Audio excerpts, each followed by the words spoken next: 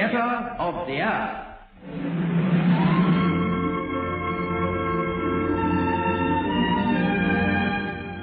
Shell South Africa and Shell dealers throughout the Republic take pleasure in presenting Easy Money by Guy Metcalf. Listen to the sound of Le Mans. The drama of the Daytona 24-hour. The Brands Hatch 500 Mile, the Monaco Grand Prix.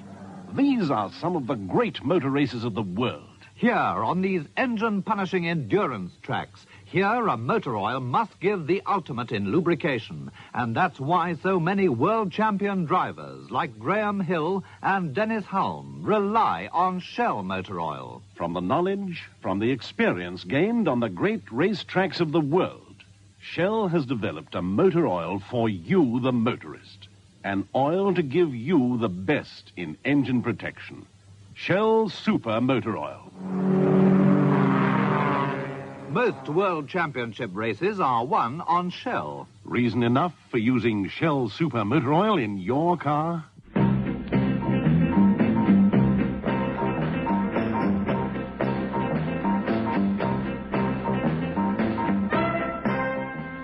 Don't think I'm proud of myself, because I'm not. I should feel like several different kinds of heel. But let me tell you the story. My name's Don Bradford. I arrange music for a firm in Timpan Alley, Denmark Street, for the general public. We make records, pop records, and probably not the best either. But it pays the boss, Al Davids. Well, this whole thing started one morning when I went to work, worrying about gambling debts and several other kinds of debts. Now, Sam, my sidekick, was at his desk already writing music. Morning, Al. Morning, Don. Al wants to see you. Al here already. Wonders will never cease. Come in, whoever you are. It's only me, Al. Sam said you wanted to see me. Don't, baby, now listen to me. Listen. I'm all ears. Now, sit down, pal. It's happened. Right. Well, don't keep me in suspense. You've been running this music agency for 10 years now, Al, and it's always happened. What's it this time, a song, a symphony, or a sensation? Don, baby, this is a sensation. Look, every day I go through 100 songs sent in by people in the street. Sad songs, bad songs, mad songs. Every time they miss it. So now listen, Don, kid, this is a sensation. I kid you not. Well, what do I do? Turn handsprings? Now, listen to me, pal. In the post, I get a song from one of these little people, these humble folk. Well, you know, just give it to me straight. Okay, Don Pally, look, some doll sends in a song.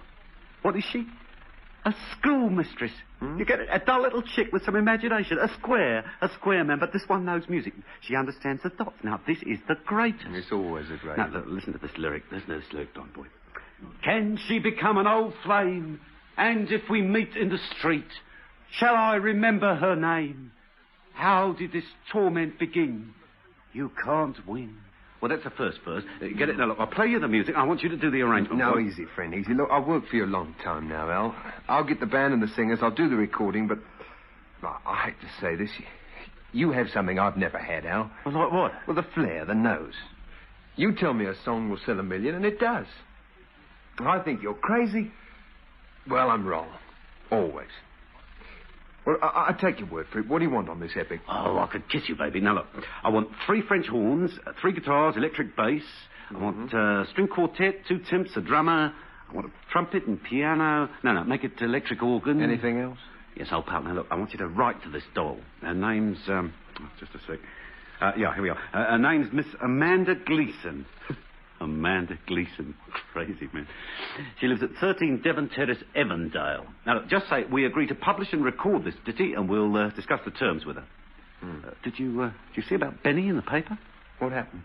He's in hospital with 2 broken legs. They say he owed Louis the bookie 1,000.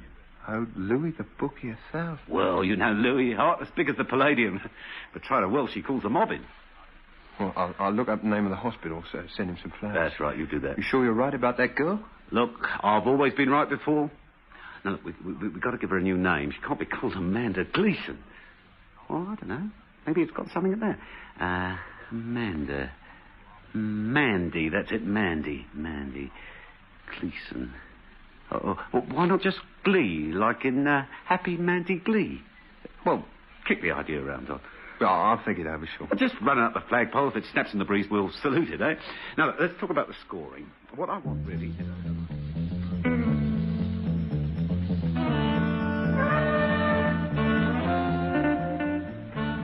Well, I went back to the office and picked up some music paper and started in. Al was usually right. That made me mad because I was usually wrong. Hey, pal, what's with you? Well, Sam, don't you start. You sound more like Al every day. What are you doing in the 3:30 today? Horse called Rising Sun. With my luck, the sun will rise too late to warm anything. Especially with Pocket. Oh, that's how it goes. Today you lose, tomorrow you win. Well, for me, tomorrow never comes. Ah, you want to play it cool, man. Look, you gamble too heavily. Me? No, I can shrug it off. If I lose, all I have to do is to laugh it off. If I win, well, that's just good luck, and I appreciate it. Look, be nice, Sam, and just go away. Will you let me finish this score? Okay. I just wanted to know if you had anything special going on in the races.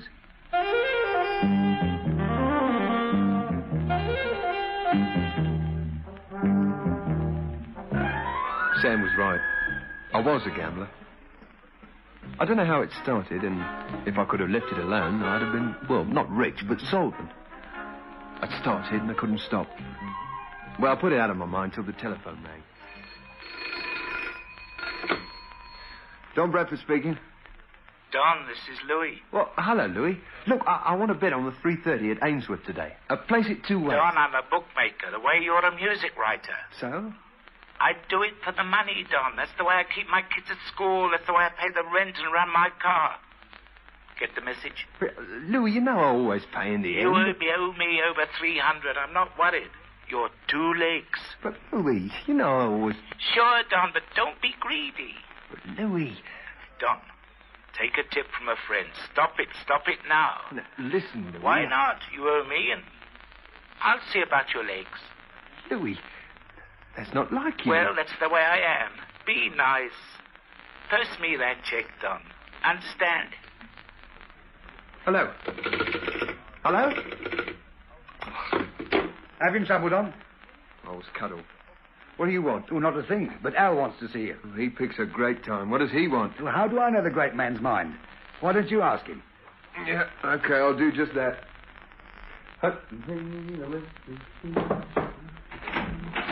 Al, I'm just in the middle of that arrangement. Now, I want to talk to you about that. Take the weight off your feet, kid. Well, my time is your money. Now, look, Miss Gleason, that number. Look, we don't even own the rights to it. If she sold it to Central or Music Tone tomorrow, what would we do? Nothing. We lose the biggest hit. Now, you've got the picture. Well, what do you want me to do then, Al? Well, send her a cable saying we'll accept the song and we'll publish it. Offer her a couple of hundred as an advance. Oh, it's a lot of money. Well, this song's worth a lot of money, boy. In fact, the only trouble that doll will have from now on is income tax. Now, do that for me, will you? You know your own mind, Al. Okay, we'll do. And by the way, I think Mandy Gleaser, it's a nice sort of name. Oh, well, all you need is genius, boy.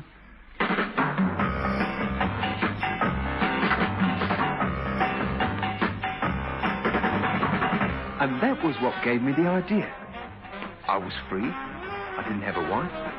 There was Amanda Gleason, Miss Amanda Gleason, getting a couple of hundred in advance for what Al thought was a winner. So I was a heel, a low-down skunk. But I sent a note into the office saying I was ill and hurried down to Evandale. 13 Devon Terrace. By the way, I didn't send that telegram. Not then.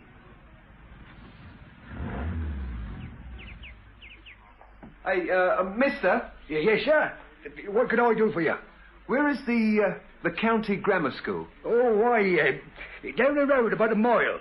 But they'll all be finished for the day now. And, Devon Terrace? That's to your right. You turn at the crossroads, and then you...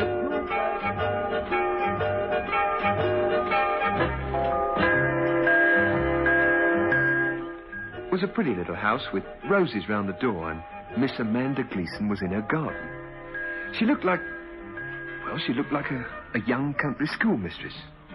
No makeup, her skirt too long and her shoes too low in the heel, and her hair just pulled straight back. But when I talked to her, I saw she had huge grey eyes and a nice mouth. And they say beggars can't be choosers. Good afternoon. Good afternoon. Can you possibly tell me where I can find the Evandale Arms? It's on the main road, just off the market square. Oh, thanks. I must have driven past it. Yes, you must have done. I think you've beautiful roses, if I may say so. Do you really think so?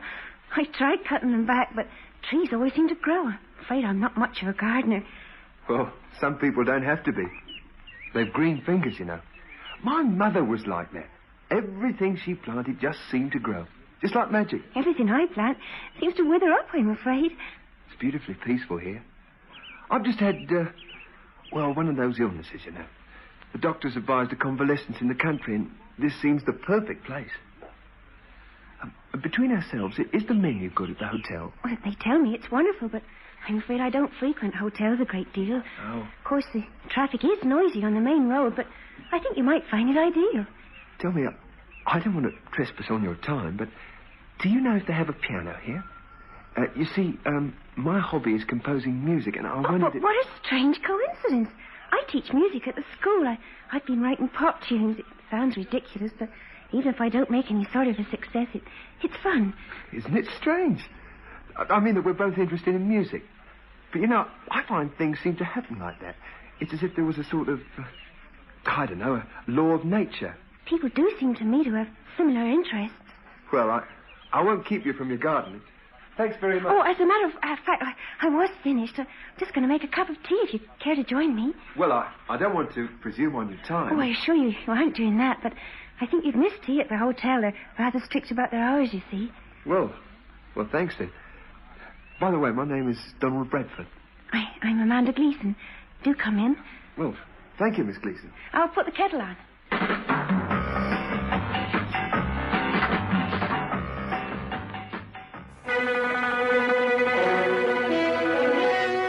Make for the lights.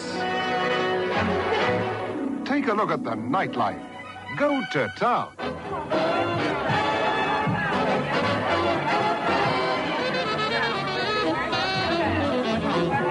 Get in.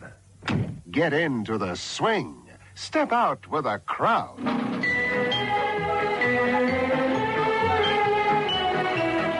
Get places with Super Shell. With confidence, with pleasure. For the life you like, for the action you want, pull in at the Shell sign. There's where the enjoyment starts. So get set. Go well. Go well, go Shell. That's the one to get you to the fun. Shell.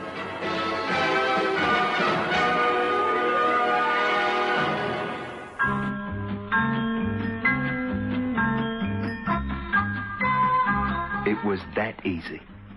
If Al Davies was right, this was the woman whose only worry would be income tax. And at my first meeting with her, I discovered one significant thing. She was desperately lonely. I waited one day and then I called on her again. Luckily, they didn't have a piano at the hotel, and she seemed glad to let me play on hers.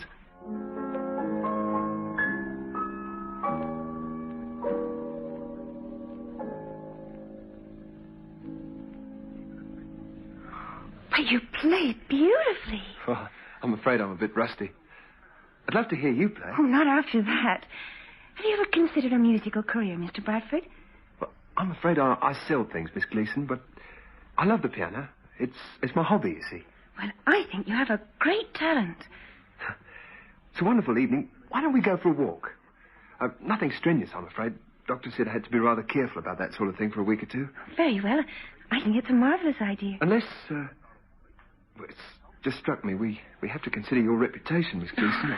I know what these country places are Oh, like. rubbish. We aren't quite as backward as that in Evandale. Let's go, shall we? I've often thought of writing popular music, you know, but I don't think I have the flair for it. Looks so easy until one tries to do it. Yes, I'm afraid I'm hopeless at it. I did send one song off to some music publishers, but I haven't heard anything. Of course, it's a bit early yet. I expect I'll get polite notes and rejection slips. Well, even if you do, you must keep trying. I'd love to hear your song sometime. Oh, you'd only laugh. Isn't your kind of music. Oh, it's peaceful here. Wish I could live here forever. I think you'd find that sometimes it's too peaceful. Don't tell me you long for the big city. Well, sometimes, well, yes, I do. I like to be part of it. Things happen there. Here, well, every day seems the same as the last. Sometimes I feel like screaming and just running away. Don't do that, Miss Gleason. Amanda? I don't think it would matter much to anyone here. It would matter to me. It's nice of you to say that. I haven't any close friends. I don't seem to make friends easily. There was someone once. A man? Yes, a man. I was very, very fond of him, and I thought he was fond of me. Then, well, he went off, and he promised to write every day, and the next thing I knew, he was married. Well, Amanda, that happens all the time. Perhaps I've led a rather sheltered existence. Yes, perhaps, but don't take it too seriously. It's this way, Amanda. People meet, and sometimes circumstances part them. It's all very sad at the time, but there it is. Life goes on, and we have to go with it. It never seemed that way to me, Don. Amanda, don't go off to the city. Not yet. I hardly know you, but... Well, it would mean a lot to me.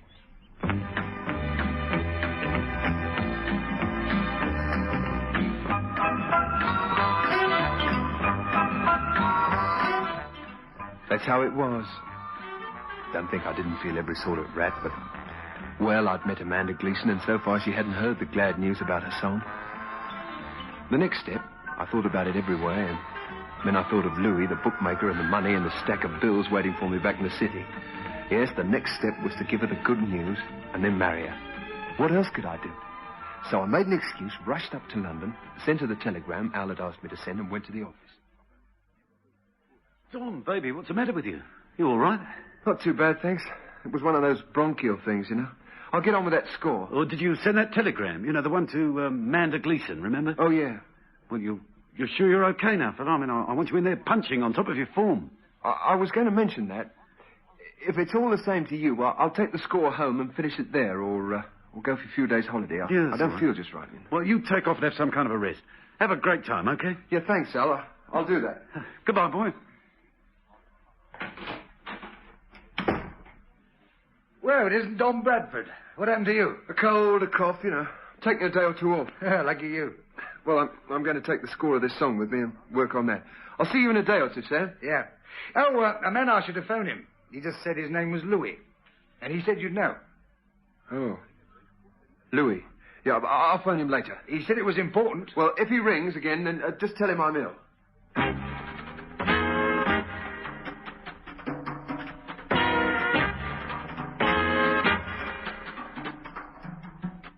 So that was it.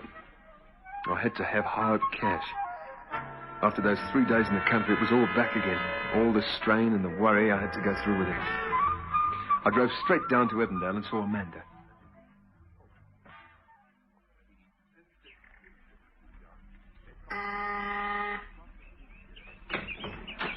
Oh, Don, it's wonderful. Come in. Well, you look excited enough. What's the great news? Oh, you'll never guess.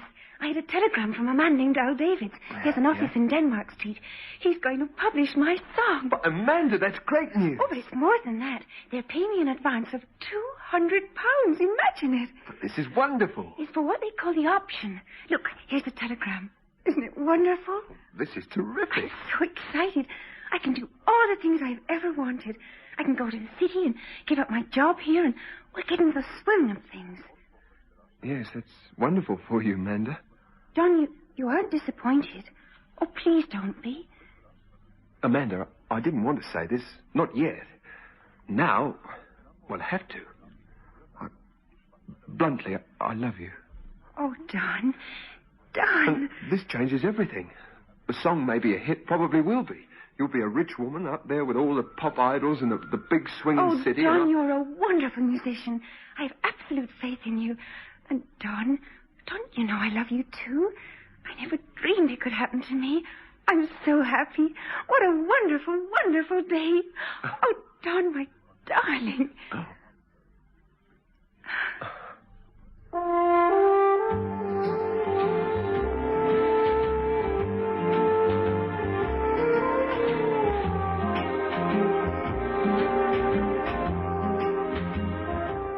Yes, everything went perfectly just the way I planned it.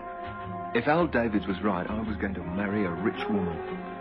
The bills, the bookmaker, everything would be taken care of. I left her almost in tears with happiness, with a look on her face that was like something in a dream. And I felt, well, you can guess. Perhaps it was fate. I got my deserts. Walking from her gate to the car, I turned to wave to her. I didn't see the baker's van coming out of the side turning.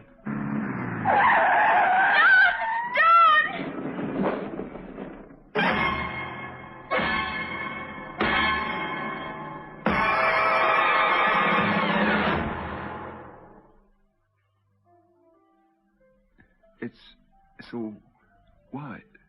It's all white. You're in hospital, Mr. Bradford. I'm Dr. Humphreys. Hospital?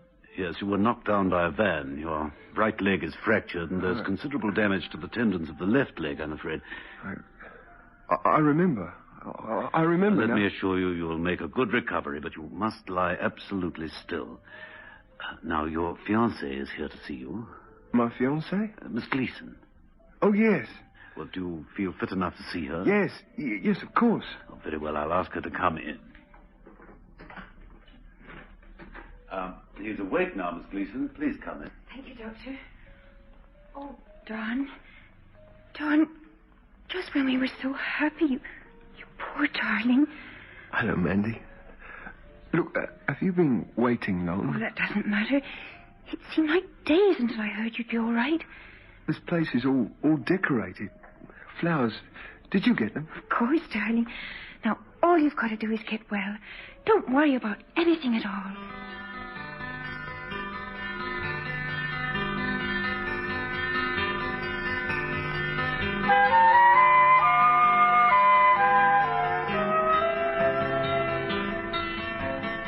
Don't worry.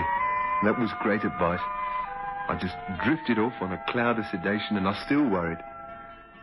Poor Mandy looked after me like a wife with a badly injured husband. Nothing was too much trouble for her. She even got my birth date from a hospital admission card and remembered my birthday. And the more she did, the more I worried. If I'd have known what was happening in the office, I'd have worried twice as hard.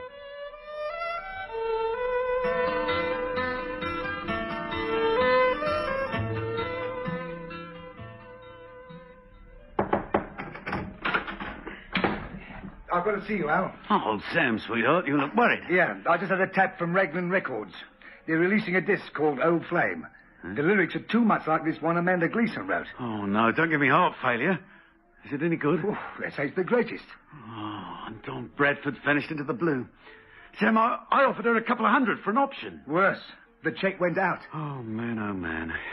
Well, I suppose that's how the cookie crumbles. We write it off and just pray that she writes a great song next time. Yeah. Right now, I'll have to go down and see her.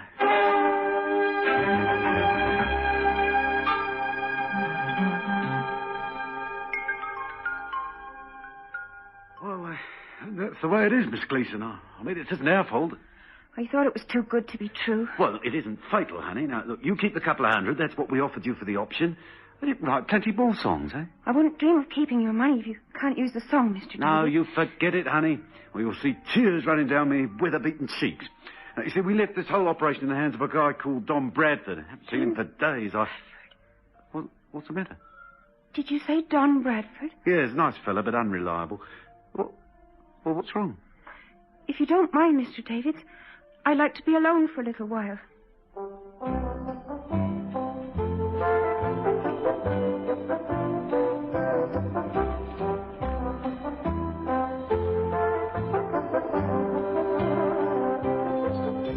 But there I was in hospital, in traction, and I didn't know a thing about this. Oh, everything was fine for me so far as I knew, except I couldn't eat or sleep. I kept seeing her face with that look in her eyes that meant only one thing, that she was in love. And then she came in on that terrible day, but I didn't know then it was terrible. And I just saw her walk across to my bedside, and I kept remembering things. I remembered her walk, her smile, the turn of her head, and all the little kindnesses that weren't kindnesses to her, but, well, just Mandy, just the way she was. And I knew I couldn't go through with it. I just couldn't. Hello, Don. Mandy, Shh. I have something to tell you. Well, it can wait. I've something to tell you, Mandy. I don't know how you take it, but... Well, I'm a cheat, a crook, and a phony. I came down here to get my hands on some of that money. I had to. I work in Tin Pan Alley for a record company, the same outfit Al Davids runs. Look, I've been a rat all my life, and... Well, this is how it was. I know. What do you mean, you know? I've just seen Mr. Davids. He mentioned your name, and Don, you might as well know there isn't going to be any money. Another company has produced a similar record. There isn't going to be any money? Oh, Mandy, you're wonderful. What do you mean? Well, it gives me another chance. Look, you're a wonderful girl, and I knew I couldn't go through with it. I don't know what to say. I'm confused. I'll have to think it over. But that isn't the same as saying no, is it? Mandy... Don, my boy. Hello, miss. Good afternoon. I brought Louis, you some roses. How'd you find me here? Well, as soon as I found where you was, I had to come and say hello. Anyway, you can't break my legs, pal. A car beat you to it. What is this about legs? Miss, is he all right in the head? Well, of course he is. I came to tell you myself, Don. You know I told you your account was okay because the first 2 legs in the triple came up? You what? You lucky sap, the third came up. That means you get 2,000 out of me. Lively Lady won the 3rd leg of your treble. The treble? Lively... You mean I had 2 legs in? I got it. You got it. All of it. Well, can I shake your hand or will you fall apart? Shake, Louis. I'm falling apart already. Look, take the 3:30 you post today. Now, if No, you don't. You tell him, miss. He got lucky once. That's enough for any man like him.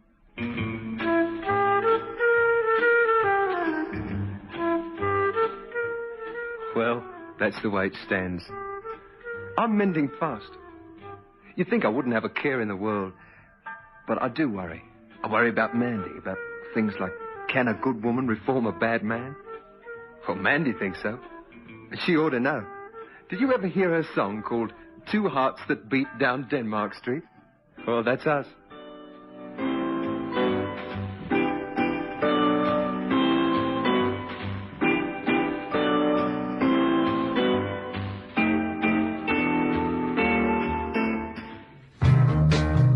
Throughout the world, oil companies have been searching for an answer to oil fatigue. Shell found it. New Shell Super, the oil that stays as good as new from one oil change to the next. New Shell Super, today's best motor oil. For new ideas in action, you can be sure of Shell.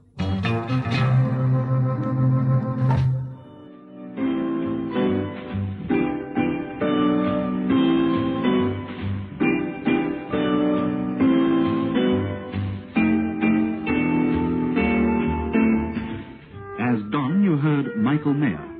Amanda was played by Linda Stewart, Al by Donald Murnat, Sam by Derek Royal, and Michael Silver played the part of Louis. Easy Money was adapted and produced by Michael Silver for Shell.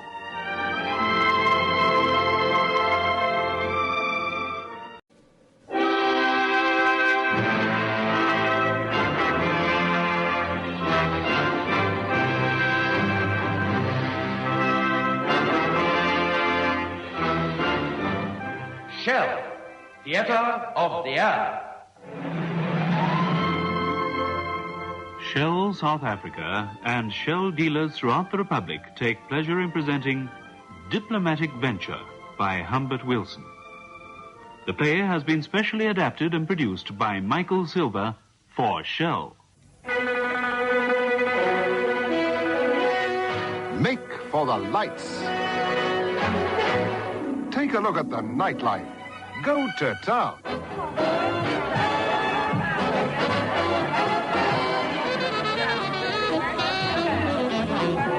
Get in. Get into the swing. Step out with a crowd.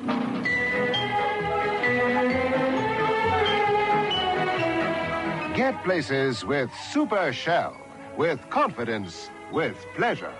For the life you like, for the action you want, pull in at the Shell sign. There's where the enjoyment starts. So get set. Go well. go well, go Shell. That's the one to get you to the fun. Shell.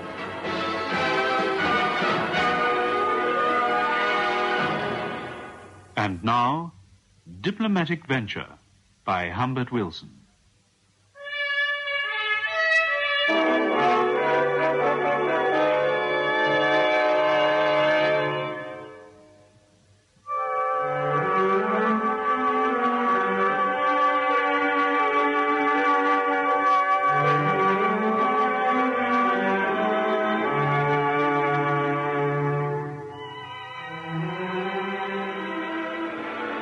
Do you remember what I said to Mussolini? I can't hear with this thing going, dear. I said, do you remember what I said to Mussolini? Oh, do you mean about the corsets? No, the Third Locarno Pact. Oh, I don't know about that. I simply remember that when he was walking down the stairs with Sir Evan, he said to you, "You have a soldierly figure. Do you wear corsets?" And you said, "No, Excellency." And he said, "Neither do I." Then the guard saluted, and he saluted, and you sort of raised your top hat. You know, that's just come back to me. What a lot a man does forget. He did wear corsets all the same. Who wore corsets? Mussolini did, or so your mother says. What a silly, fat, posturing show-off he was. I never thought him sinister like that beast Hitler. He deceived you all with his new roads and his silly uniform. Possibly, I suppose he did. Anyway, it was my first senior post after your mother and I got married. So I look back on the British Embassy in Rome with a certain amount of affection. I see you've got the shopping list in your hand, dear. Yes, Mummy. You won't forget your father's tobacco. As if I would. Bye. How lucky we are. In Sally? Yes, indeed. How long ago it all is. Father telling us we mustn't marry. I remember it well. Calling me a penniless junior member of the diplomatic corps. But it all turned out right in the end, didn't it? Yes, love, it did. But we had to wait 10 long years until you got your posting. And now we have to exist on the charity of my daughter and my son-in-law. Mary, what's going to become of us? Darling, don't use words like charity. You'll make a fortune with your book, and the balance of payments will be restored. Looking back on my career, I see how badly I failed. We all failed in everything. We failed to stop World War II. We failed in India. We failed in Africa. It wasn't your fault. You weren't. No, I was never principal or... Never mind. I was loyal to Sir Benedict, and I believed in him. I remember the ragged men on the hunger marches and the significant fact that so many of them were young. So many of them destined to drive tanks or man submarines. And now they're old like us, and the young have no messages anymore. Students tearing up pavements, rioting all over the place. Harold, leave them alone. It's the privilege of the young to be angry. I suppose so. But I can't see them buying the memoirs of a failed diplomat somehow, or anybody else buying them if it comes to that. And yet Sir Benedict was a very great man. Hello, sir. How are you, Dad?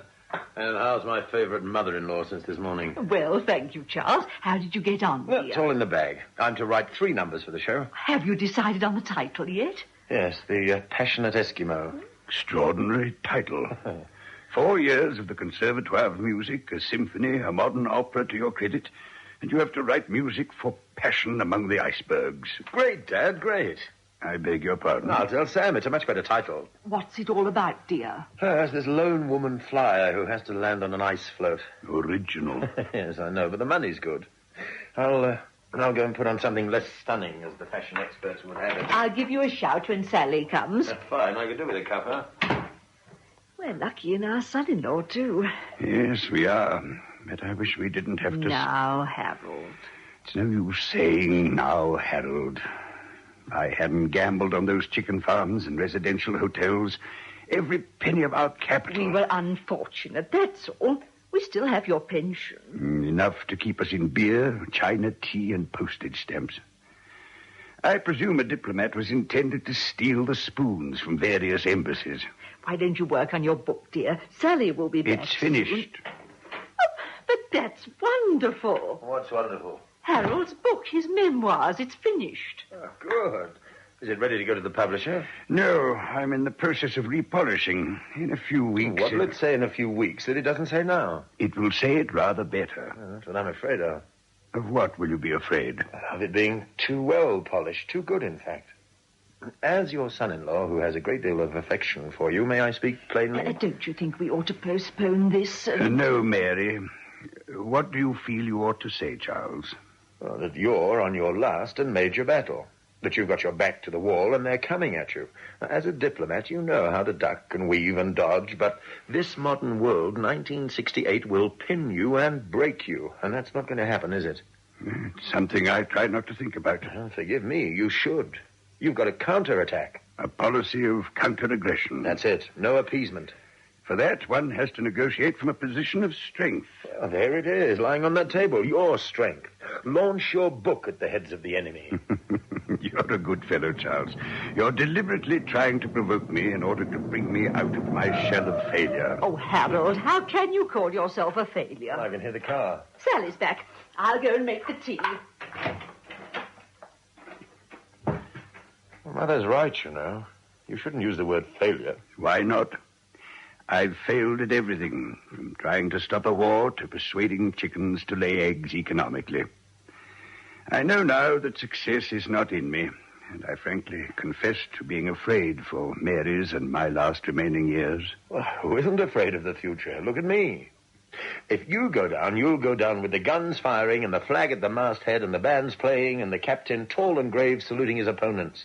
You're made in that sort of mold. That's why you've battled since you retired. Oh, you failed in the minor skirmishes, hotels and chicken farms, but you're the type who loses every battle except the last. And then victory's yours. And the battle of the manuscripts. May I read a chapter, sir? If you wish. Charles, don't you realize that this book is about Sir Benedict Carpenter, a man of great intellectual majesty and diplomatic stature? So what? The masses have never heard of him. Until you and Sally kindly offered us hospitality, you had never heard of him either. Now admit it. All right. But when you were my age, it was a big name. We'll sell him to the public all over again. What's the theme? I don't know that it has a theme. Except it's written with great solemnity about a man who never succeeded in anything he touched. A man who never said a foolish thing, nor ever did a wise one, to quote. But what about all this intellectual majesty? I think you'd better read it, my boy. Oh, there's no sign of tea. I shall walk for a time in the garden. I'm disturbed. And when Sir Benedict was disturbed, he walked in the garden. What disturbed him? Hitler and indigestion. One usually caused the other. I'll see you at tea. Sir Benedict's room at the Clarion was simple in the extreme. He was not addicted to luxury. I saw upon his dressing table only 2 soiled collars, a pair of rubber bands which he'd used to keep the long woolen underdrawers then fashionable taut upon his calves, and his asthma inhaler. His false teeth and cigars were on the bedside table. Hello, darling. Huh? Where's Daddy? Oh, hello. He's taking a walk in the garden. Oh, dear. That means he's upset. What are you reading? No, his book. Oh, poor Daddy. He's been working on it for years. I suppose it's a good thing that he's got something to keep him occupied. I hate to think what he'll do when it's finished. Do? Attend literary luncheons. The eminent diplomat turned author, unveiling statues, signing autographs. Oh, it isn't fair to laugh at him. Particularly as he's so fond of you. And I of him. But seriously, though, this book's got something.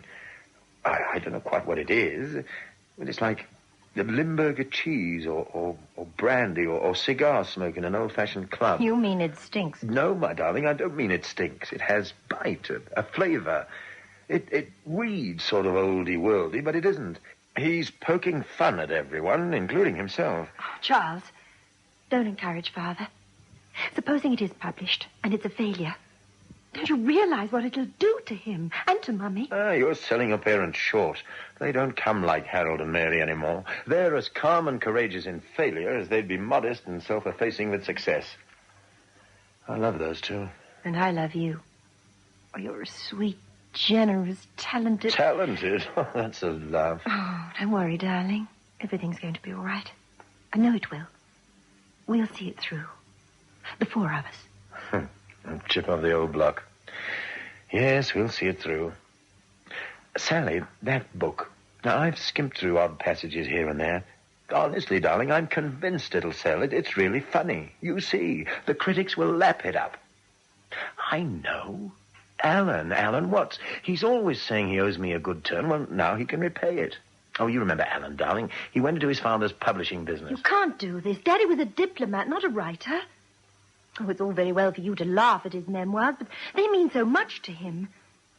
Supposing your friend sent it back, as he's almost sure to. But he won't. Come on, Sally. Help me set the table for tea. All right, Mummy. When is tea? Any minute now, darling. I see you've been reading my memoirs, Charles. Yes, sir. I think it's great. Oh, come, Charles. You can't pretend you've read it all. I've read enough to convince me that our troubles are over. Are they, my boy? Are they? I hope so for your sake and Sally's. Poverty becomes corrosive. It eats into one's soul, destroys one's power to dream. You know, Charles, when I was with the diplomatic corps, we never had much time to dream. We thought we were hard, practical realists. I suppose we were. It's since I retired that I've allowed my imagination to run riot. By writing your memoirs, sir? Anyway, I looked back and wrote as I saw people and incidents at the time. Things would have been vastly different if I'd had the drive. No, that's cheating. The ability to become head of the department. But I didn't. And so here I am in the twilight of my years, living on my dreams and your charity.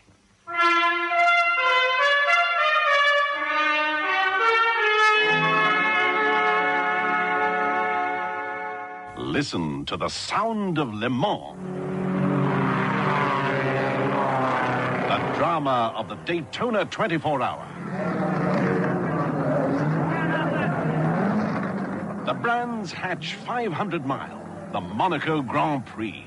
These are some of the great motor races of the world. Here, on these engine-punishing endurance tracks, here a motor oil must give the ultimate in lubrication. And that's why so many world champion drivers like Graham Hill and Dennis Hulme rely on Shell motor oil. From the knowledge, from the experience gained on the great race tracks of the world, Shell has developed a motor oil for you, the motorist. An oil to give you the best in engine protection. Shell Super Motor Oil. Most World Championship races are won on Shell. Reason enough for using Shell Super Motor Oil in your car?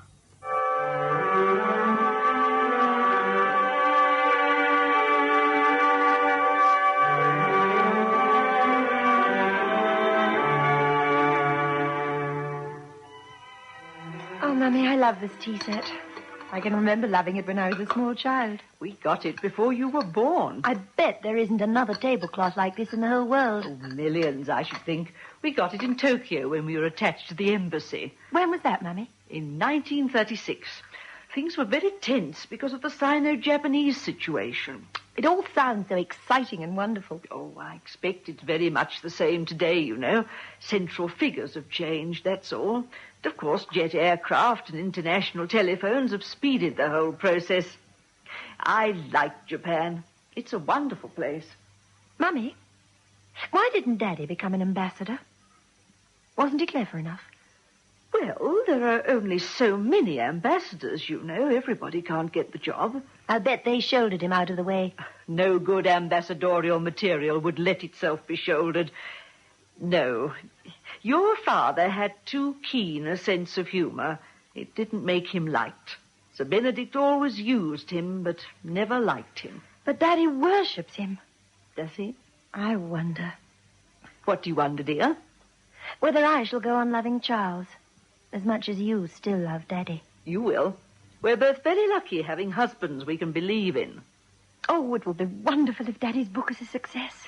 If we can persuade him to publish it, it might well be. Of course, he can't tell all the things he did, or that some of Sir Benedict's brighter speeches were really your father's. The first round of the battle's been won. Where's the distinguished author? Oh. The House of Watson Hudson will publish the book. No! Wonderful news. That distinguished author, known to us personally, has just scribbled on the manuscript the words diplomatic venture, and that's what they propose to call it, diplomatic venture. It's a nice title. Oh, there's more to come. They're suggesting a first print of 5,000 copies and have offered an advance of £250. £250? Is that a good offer? Yes, Mother, it is, and I'd advise him to accept it. Do they really think it's such a good book? Their principal reader, as well as my friend Alan, raved about it. They're going to do some way-out advance publicity. Guess what they're putting on the cover? What? A picture of your father seated in his study, and behind him a huge drawing of a laughing clown. A laughing clown? But I don't understand. Oh, we don't want the public to think it's just another stuffy book filled with a lot of historical detail as to what one prime minister said to another. They're going to emphasize the funny side of diplomatic life. You know, see the Foreign Office with the lid off. Sir Percival Watson loses his pants in audience with the Maharaja of Who's It. That sort of thing. There's nothing like that in the book, Charles. It's not that sort of book at all. It's not meant to be funny. Well, whether it's meant to be or not, Mother, it is. If the public laugh, the battle's won. Look, if the book is read in a kind of stony silence, then the whole thing's a flop. It's supposed to be a study of 20 years of diplomacy. If people are going to laugh at Harold, then it shouldn't be published at all. Oh, but, Mother, they won't be laughing at him, but with him. Have you read the manuscript? No, but Harold has read bits of it to me. Then let me show you what the chief reader of the publisher says. Wait a minute. Yes, here we are. I quote... Harold Massingham has written the strongest lampoon of British diplomacy it has been my pleasure to read. It's a stringent wit, and his pen portraits of his seniors and juniors are the funniest things I've read in a long time. Now, Mother, if he didn't mean it that way, he's not as brilliant as I thought he was. Well, he has a sort of porky wit. Oh, that's an understatement. He doesn't poke fun at the old striped trouser boys. He annihilates them. What time's dinner? As soon as Daddy gets back. Ah, good. And let's hope the great lampoonist gets here soon. I'm dying of hunger. Oh, by the way, I've written a song for our Eskimo hero. Does he sing in Eskimo or whatever it is? Oh, no. It's a song without words. No words? Then how can it be a song? Well, there's this scene, you see, all ice and an igloo, and sitting outside the igloo is the lady flyer and our Eskimo hero, and, well, he bursts into song. Oh, don't be silly.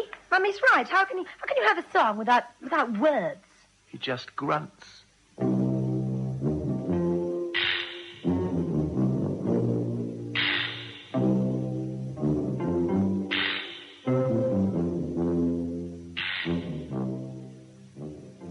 Charles, I know you mean well, but your enthusiasm has been somewhat misplaced. Tell me, Dad, and this is the crux of the matter, did you intend to write a lampoon or satire, or were you writing a serious history of your time? I seem to have failed again. Believe it or not, Charles, it was meant to be serious. Oh, serious or not, sir, it's full of wit and amusing stories. The public will lap it up, but not as a serious work. And that's what my friend Alan says. It doesn't read as a serious work. Possibly not, but that was my intention. The things that you regard as funny were written with bitterness. I remembered so vividly the indignities and the farce of most of it. I remembered how I wrote prosy and equivocal speeches for my chief and how he was praised for his wonderful use of English. I remember how Hitler bawled him out and Mussolini smirked at him and Stalin pretended not to understand and... Well, they were all wrong. History proved it. But how it hurt at the time. And as I wrote, all that bitterness came back, and I thought of the world today. Wonderful. That's what you'll say when the great author's being interviewed by the newspaper reporters. You've written a winner, Dad. I have to thank you and your publisher for opening my eyes. I didn't realize myself what I was doing. I didn't realize that I was using words that would hurt him. Him? Sir Benedict. For all his faults, he's a great old man. I realize now that many things I put in my memoirs would hurt him deeply. Thank you for taking so much trouble. You don't have to thank me. You see, all the time I was writing, I was driven by something inside me. I told more truth than my own enclosed little world would stand. And diplomacy is the language of the double talk. Sorry, Dan, I shouldn't have said that. I'm sorry, too. I'd like to have gone down saluting my opponents, as you put it. I think I'll go for a stroll in the garden. Oh, Harold, Oh, Charles, I thought... If you're looking for Dad, he's gone for a stroll in the garden. Oh, dear, that means he's upset. I'm afraid he is. Daddy? Yes, my child. Do you mind if I walk with you? Not a bit. Better still, let's sit on this bench. You've something to say to me? Yes and no. I saw you walking with your head bent down. Oh, Daddy, you look so dejected. And beaten? No, Daddy. You know I didn't mean that. You could never be beaten. Did Charles tell you that I'm not publishing the book? No. Oh, Daddy, you must. We're all pinning our hopes on you.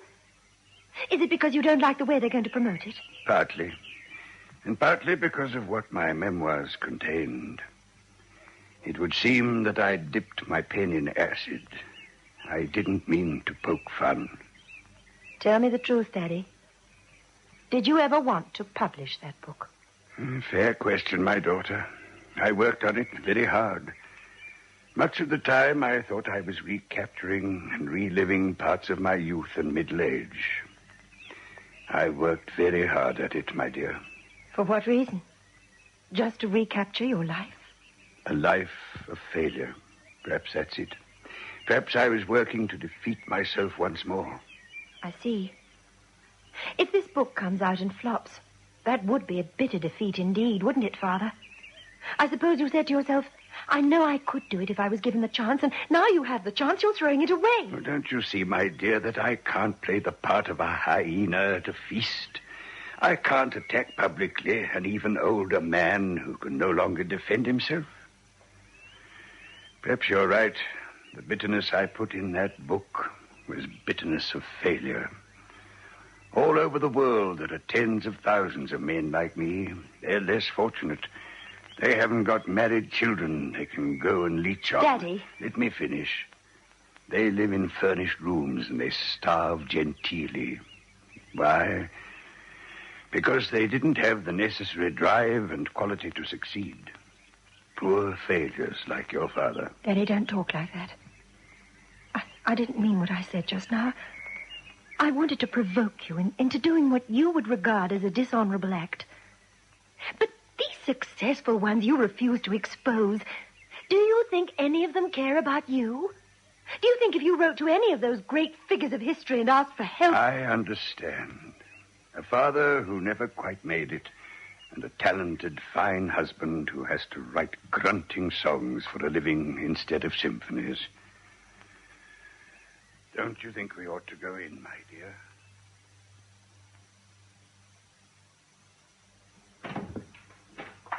Ah, there you are. Where's your father? He's gone into the library. Oh, Mummy, I'm afraid. I love him so much, and I said things to him I didn't mean. Me too. Here, come and sit down. Oh, Mummy, can't you persuade him? If your father doesn't want the book to be published, then that settles the matter. I must say that advance in royalties would come in useful. You can say that again. Oh, no, I'll take it. Hello? Hello, Charles. Is that you? Uh-huh. When can we all get together and sign the agreement? I can't talk to you now, Alan. I'll call in at your office tomorrow and we'll discuss it. Look, I've shown that manuscript to our senior partner. He's raving about it. He says we're mad to print 5,000 only. He suggests a first printing of 50,000. Huh? You can tell your father-in-law we'll be negotiating for newspaper serial rights. He's going to have some trouble with that income tax of his. Oh, he is he? Oh, look, Alan, my father-in-law has just come in. Perhaps you'd like a word with him. It's Alan Watts on the line, Dad. They're now offering a 50,000 first print. You better talk to him, please. Huh? Yes, all right. Hold on, Alan. Here he comes. Fine. Hello, Mr. Watts. Hello, sir. We've decided to give your book the fullest possible promotion.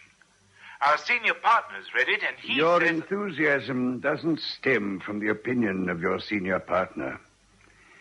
I, too, have been listening to the news. I heard of his death listening to the wireless as I sat in my library. Goodbye. Oh, what's all this about? Whose death? Sir Benedict's. I just heard it on the news. Oh, the poor old man. One can only say he lived a very long and useful life. But he can't be hurt now, can he? Can't be hurt. There are his colleagues. Daddy, either your book is true or it's a lie. What is it? This isn't the moment to ask such a question. Your father has never told a lie. Come, Mary. A member of the diplomatic corps. But that was different, and they weren't lies. I give up. Sally's right.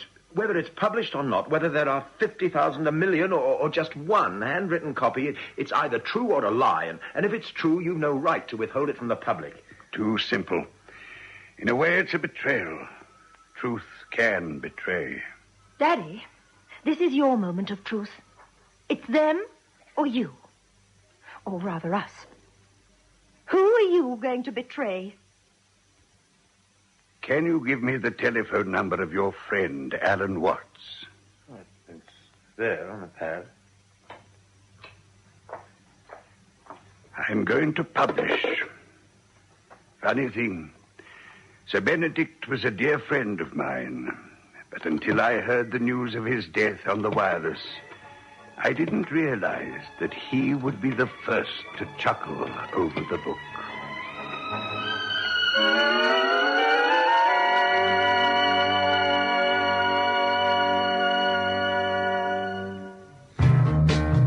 Throughout the world, oil companies have been searching for an answer to oil fatigue. Shell found it. New Shell Super, the oil that stays as good as new from one oil change to the next. New Shell Super, today's best motor oil. For new ideas in action, you can be sure of Shell. And so ends Diplomatic Venture by Humbert Wilson, with Stuart Brown as Harold Massingham. His wife Mary was played by Patricia Sanders, his son-in-law Charles, Joe Stewartson, and his daughter Sally was played by Annabelle Linder. Diplomatic Venture was adapted and produced by Michael Silver for Shell.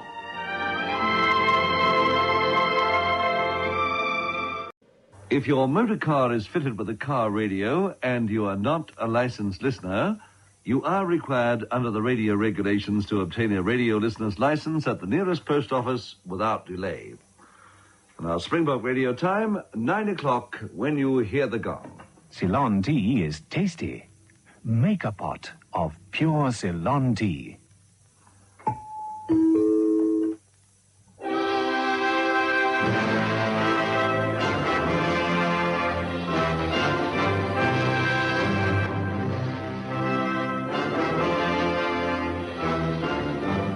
Shell, Theatre of the Air.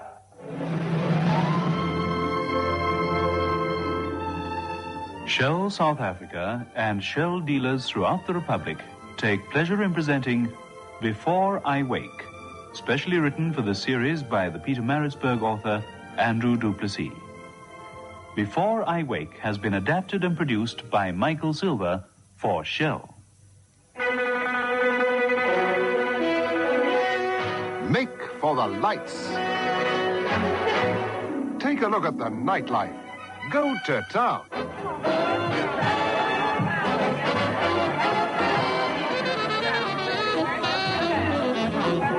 Get in. Get into the swing. Step out with a crowd.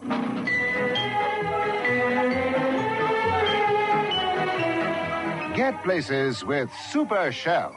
With confidence, with pleasure. For the life you like, for the action you want, pull in at the Shell sign. There's where the enjoyment starts. So get set. Go well. Go well, go Shell. That's the one to get you to the fun. Shell.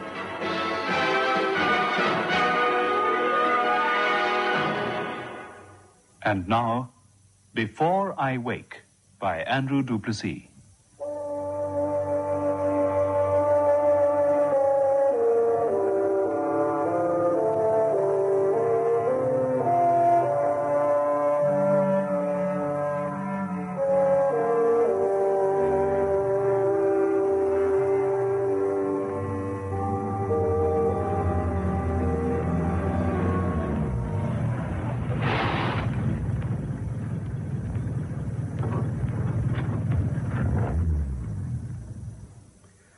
Don't garage the car, Lawrence. I'll need it later. I'm going to the clinic. Right, Doctor. Thank you.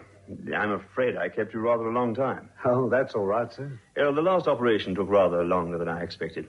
Good night, Lawrence. Good night, sir. Doctor, Yes, I just wanted to say that it's a privilege working for you. I only drive your car around, but, well, I feel I'm doing something useful, working for someone that saves lives every day. Oh, it's just a job, you know, like any other. Perhaps a sanitary inspector is more important than a surgeon. Certainly humanity needs both of them to survive. Yes, well, I just wanted you to know how I felt, Doctor. And if you want me to go to the clinic... No, I'm not operating tonight, and the traffic has eased. Thank you, Lawrence. Good night. Thank you, sir. Good night.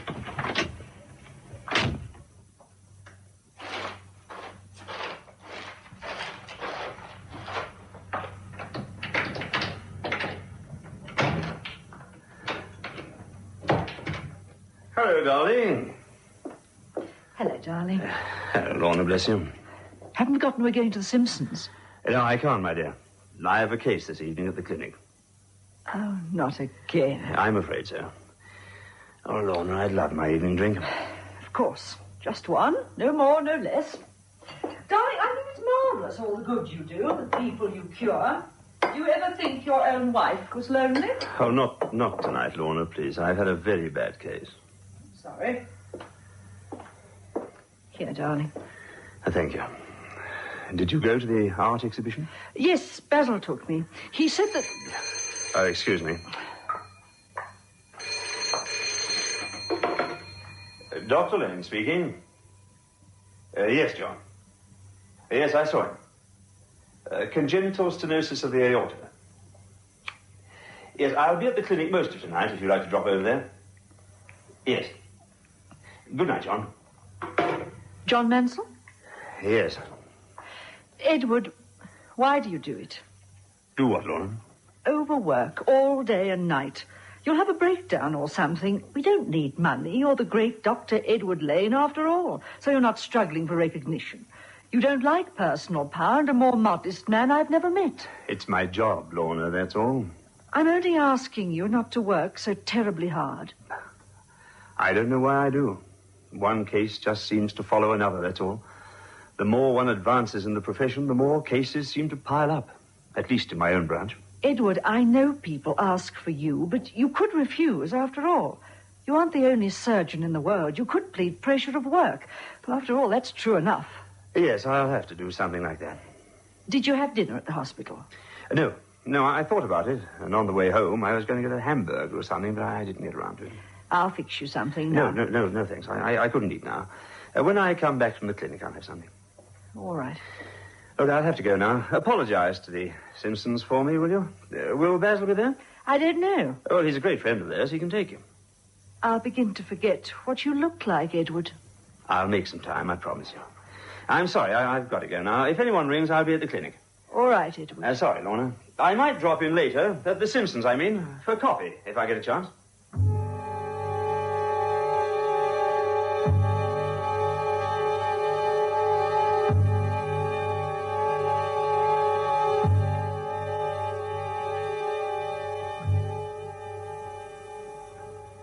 I hope it isn't anything serious, Doctor. Well, I can't say yet. Mr. Mason, the electrocardiograph shows your heart is sound. But I wish you'd come in before.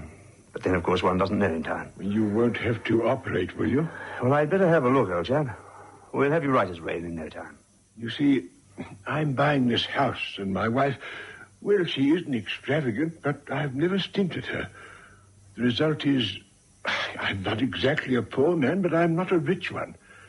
Now, if it was possible to leave it for a little while, say 3 months, Doctor. Oh, that would be far too late. Sorry, Mr. Mason. It has to be now. Look here, it can't happen like this. It just can't, Doctor. I'm afraid it has. It isn't fair. Things were going so well. Now it's all over. Will I live, Doctor? I see no reason why not. Oh, you must save me, Doctor. You must. I trust you, Dr. Lane. Honestly, I've every confidence in you. Oh, well, thank you. And don't worry so much. Modern surgery has advanced amazingly, you know. I've handled hundreds of cases like you. Thank you. I'm a bit of a fool, Doctor. Weak, I know it. Well, I'll do whatever you say, Doctor. There's nobody in the city like you.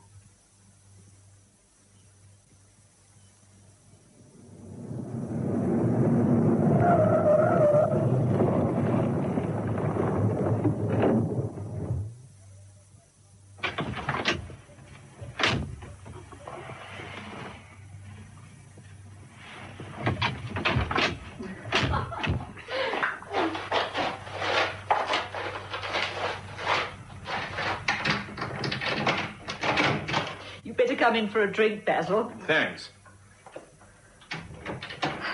Scotch? Please. You know, I like The Simpsons. I enjoyed myself tonight. Well, you were in great form. Here. Thanks. It was very sweet of you to take me tonight. I don't know why you waste your time carting another man's wife around. Don't you? No, it must be a terrible bore. You know, I feel such a fool.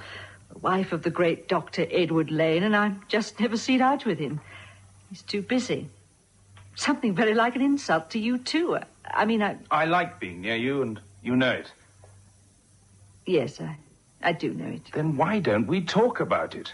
Why don't we say what we both feel? The great man is busy, so what? Do you want me to talk to him, Lorna? No. I'm in love with you, and he's in love with himself. That's how it is, and it won't change. I think you love me, too. Please, don't talk about it. I couldn't do that to him.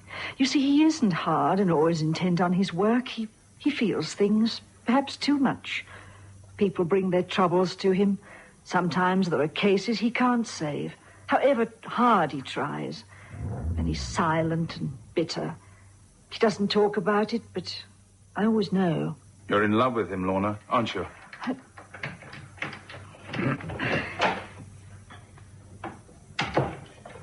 Oh, hello, Basil. Like your dinner party, darling? Oh, yes, it was lovely. Did you like your clinic? Yeah, not very much. Routine work and an examination. Interesting case? Oh, not very. Edward, I'm going to give you a tip. You spend a little more time with this lovely wife of yours, or you may lose her. Well, thanks, but I don't think I have to worry about that, Basil. Well, I'm off. Thanks for a wonderful evening, Lorna. Thanks for escorting me. Good night, Edward. Good night, Basil. Come over whenever you feel like it. Thank you. I'll take you at your word.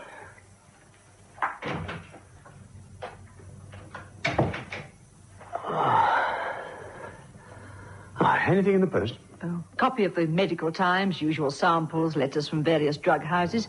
2 personal letters for you, various bits of correspondence. I'd like to see the Times. Not tonight. Very well. Breakfast, then. Let me get you something to eat. No, not just yet. Please stay and talk to me. Very well, darling. What did Basil mean just now when he said I must spend more time with you or I might lose you? Just what he said, I expect. Perhaps he sees me in the role of a neglected wife. After all, he's always being asked to squire me, isn't he? Yes, I know it. I'm sorry. You see, cases come up that I just can't turn away. Oh, hang it all. Excuse me.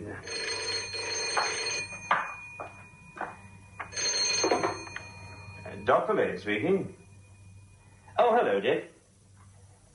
Yes. Yes, that's the Fenston case. I'm doing it at the hospital tomorrow. Second case on the table. Oh, but of course you could watch if you want to. I'm highly honored. No, I'm going over to the ex-soldiers' hospital in the afternoon. Yes, all right. I'll see you tomorrow then. Good night. I see you have a busy day before you tomorrow. Yes, worse luck. You know you love it. I'm going to ring your secretary and get her to forcibly feed you if necessary, but you're going to eat tomorrow. Oh, and that reminds me, you've been putting off dinner all night. Oh, very well. Lorna, I do love you. I love you, darling, but I shan't if you put off eating for another moment.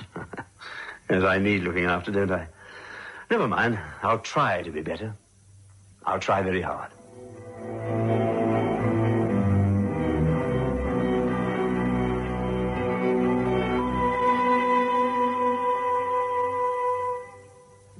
Listen to the sound of Le Mans. The drama of the Daytona 24-hour. The Brands Hatch 500 Mile, the Monaco Grand Prix. These are some of the great motor races of the world.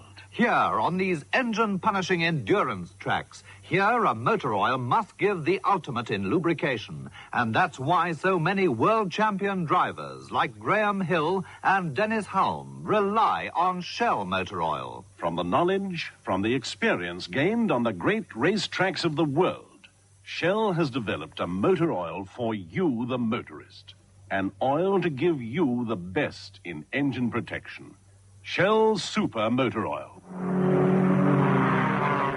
Most world championship races are won on Shell. Reason enough for using Shell Super Motor Oil in your car?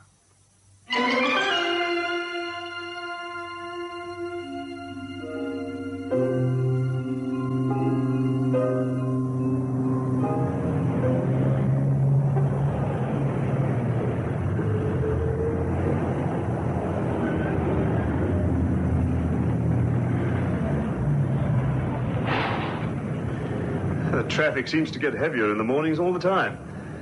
There was a time I drove myself, you know. But in the end, I found I couldn't stand the constant vibration. Some surgeons seem to do it, but I'm afraid I couldn't. No, sir. Can I ask you something, sir? Well, of course. Well, it's my boy. He's got a sort of cough and, well, I don't like it. How old is he? He's just 14, sir. Bright at school and all that. I'm probably worrying over nothing, but well, you can't be too careful, can you? No, you can't. And a persistent cough needs attention in any case. Make an appointment for him with my secretary. Oh, I'm very grateful, Doctor. I've got great faith in you, sir. I know you always do your best for your patients. Oh, any good general practitioner would do the same. Oh, yes, Doctor, but it's different with you. I know lots of your cases are, well, I mean, people are pretty low when they face you, aren't they? Some of them are. Some of them are very brave, too. Yes, sir. I've often wondered how you gentlemen stand up to it all. Sometimes I wonder myself. Lawrence, put the car in the doctor's car park, please. I won't need it till after 2. And fix that appointment for your son, won't you? Yes, sir. Yes, I'll do that. Thank you.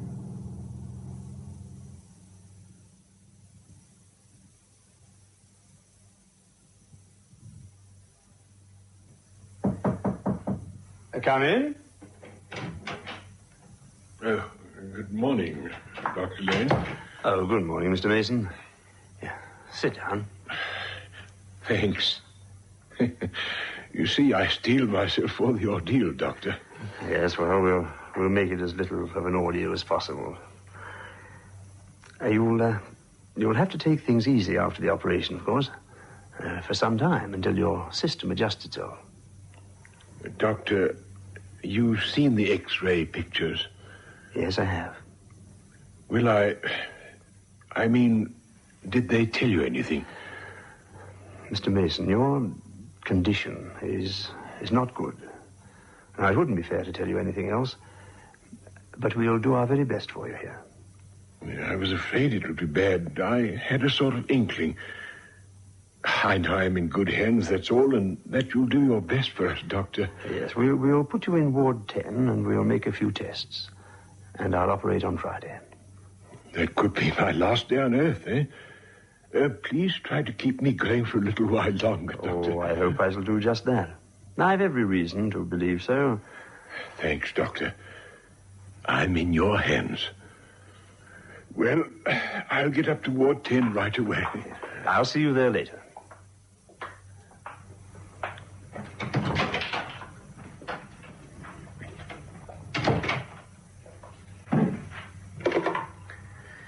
Give me the theatre sister, please, switchboard. Dr. Lane speaking. Oh, hello, Sister Collins. Dr. Lane speaking. Will you prepare my first case for me? Yes, thank you. I have 2 more patients to see here, then I'll scrub up. Thank you.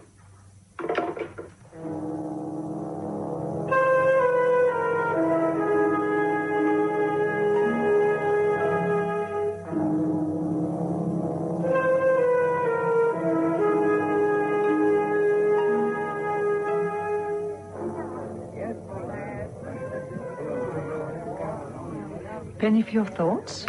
Lorna, I'd better tell you that I was thinking that this curious relationship of ours had better come to an end.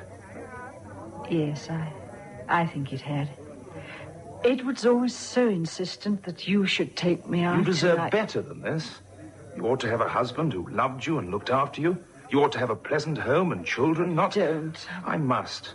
It has to be said sooner or later. Don't spoil it all. I know you love me. He leaves you alone all the day, and sometimes half the night. He plays into our hands. You mustn't talk like that. Well, we're not conspirators. I suppose not. We'd better go. It was fun today, Basil. It can't go on, that's all. I'll drive you home.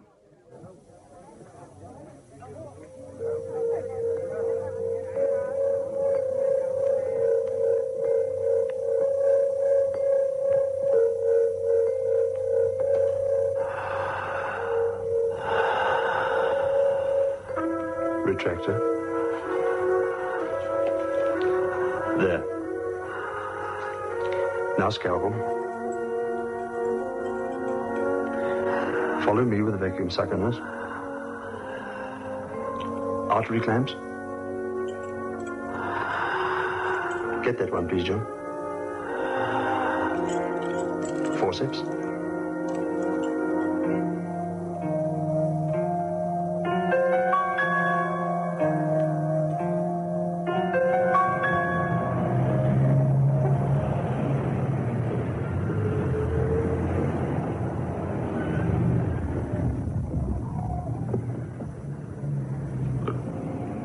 Goodbye, Lorna. Goodbye. It has to end. You know it has to end. I can't end it here. I can't. Not like this. Then what do you want me to do? Don't leave me alone when you go. I feel so alone. It isn't his fault. It isn't Edward's fault at all. He can't imagine what it's like to be alone. He never is. You must choose, Lorna. I love you. I want to do the right thing and go, but I can't. I can't unless you help me. It would hurt him so much. I tell you, he doesn't care. He's in love with himself. He's in love with surgery. He must feel like a god ruling over the lives of people. He feels humble, I think. He needs me, and I need you. I want life and hope and all that goes with them, not to live always at a silly party or sit alone in a big house. I've tried friends. They don't work. Lorna, let me look after you. Oh, I'm a weak fool. I should have a hobby, fill my life with friends, count my blessings, but I can't. You mustn't blame yourself. Let me think it over. I must have time, Basil. I must have time.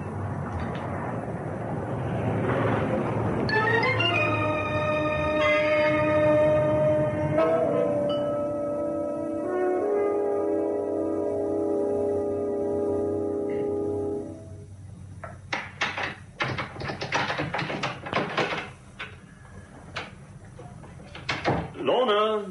Yes, Edward, I'm coming. Oh, I'm sorry I'm so late. One case took much longer than I expected. Oh, I'm sorry. Oh, it can't be helped. It's the way life goes. I've told you you worked too hard. I lost a patient today.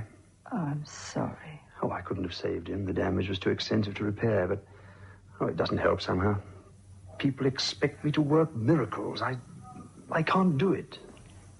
Edward, you're exhausted. I'll get your evening drink. Oh, thanks. I said all the right things to the relatives, poor souls, but I know I felt guilty. I wasn't, and I didn't believe they thought so, but I couldn't help feeling it. Here, drink this, Edward. Oh, thanks. I expect I need a holiday, but I can't see it happening. Edward, I can't go on like this. I can't. You've got to make a choice somehow. I'm sorry to talk like this now when you need me, but I'm being driven mad. Yes, I suspected as much. That's why I've always asked Basil to... Basil, do you want to give me to him, Edward? Well, of course not, my dear, but he's a friend, I always thought. But... How can such a clever man be so stupid? Please, dear, not now. Though I'm sorry to have to say this, but I have to go to the clinic. I've made an appointment I can't cancel. Then you must go to the clinic. Oh, don't make it sound as if you're telling me to go to the devil, Lorna. Perhaps I am, Edward. You aren't the only prominent surgeon in the world. Everybody in your profession doesn't have to work from morning until night, all day, every day. They have a game of golf occasionally. They take their wives to the theatre. They visit their friends. They've even been known to read books. It's generally an overworked profession, Lorna. You judge me too harshly. No, never. I married you when you were a struggling young surgeon, and I've seen you become famous and successful, and I've been proud of you, so proud. Now you're a machine. You'll go on playing the brilliant, overworked surgeon until one day the spring will snap, and then I wouldn't like to be you. I must go to the clinic. I don't know when I'll be back. Perhaps you could find some way of amusing yourself. Perhaps I could. I'm sorry, Lorna. I must go.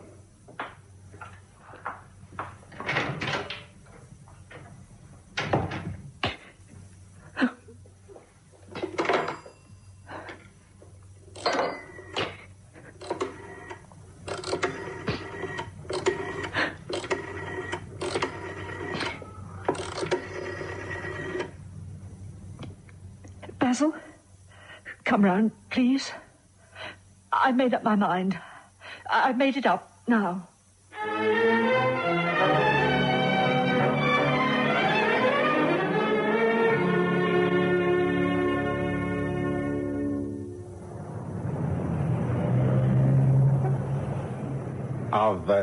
I've got to thank you for seeing my son, Doctor. Oh, that was no trouble at all. No, he'll be perfectly all right with the antibiotics I prescribed. In fact, your local doctor could have done just as well. Maybe, sir, but, well, I had to be sure, Doctor. Everybody swears by you. If you say a thing, it is so. Well, it's kind of you to say so, but I'm no miracle worker, you know. That's what I said to the wife. I said, the doctor isn't a miracle worker, you know. And she said she knew. Oh, bless you, she didn't understand a word I was talking about.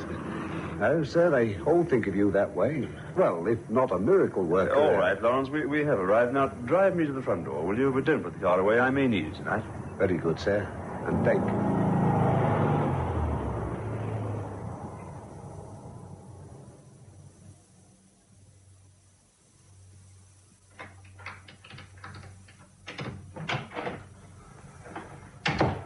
Lorna! Yes, Edward? What are you doing? I'm packing. Are you leaving me? Yes, Edward, I have to. I must. Oh, with all my heart, I beg you to change your mind. It's impossible.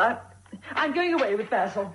Look, if I work less, pay more attention to you. It's no use. I must go. Oh, but I don't know what to say. Oh, Lorna, please, I can't find the words I need.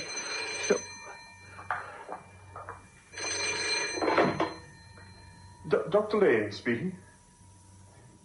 Yes, Mrs. Mason. Yes, I shall operate myself. I told you before that there's a very good chance the operation will be successful. Yes, Mrs. Mason. Oh, they suck me dry. They cling to me like leeches. They trust me. They have faith in me. They're in my hands. But what can they give me in return? Nothing. Nothing at all. I'm drained of everything, of feeling, of emotion. And now I've lost my wife, and I don't even have the strength to feel the pain. Edward. And yet, it isn't Mrs. Mason's fault. Poor soul, she suffers too. You must give less of yourself, Edward, less of yourself to fewer people. I wondered why I worked so hard and I couldn't find the answer. At last I found it. Too late. I don't work for glory or more honors, but because they are cases to me. They're people. Human beings. And, Lorna, I don't know if it'll ever be different. Are you going to the clinic tonight? I must. I have to ring Basil, darling. I have to tell him what a fool I was ever to think I could leave you. Then I'm coming with you. Call me another secretary, if you like. Oh, Lorna. You're not leaving me? No, Edward, I'm not. What a fool I've been. Edward, you haven't gone away from me. I've gone away from you and all the things you stood for. Things that made me fall in love with you. It's as though I've been in a dream.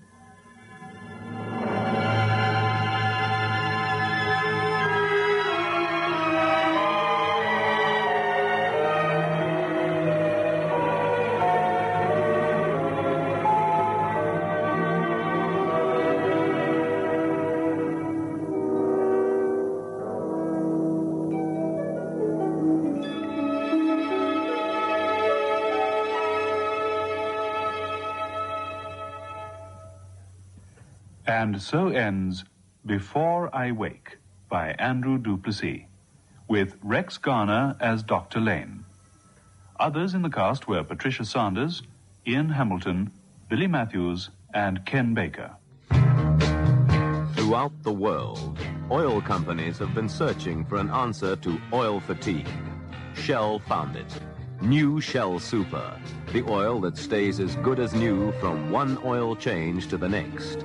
New Shell Super, today's best motor oil.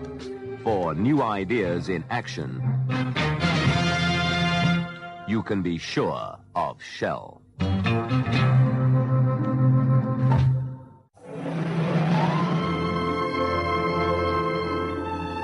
Before I Wake has been adapted and produced by Michael Silver for Shell.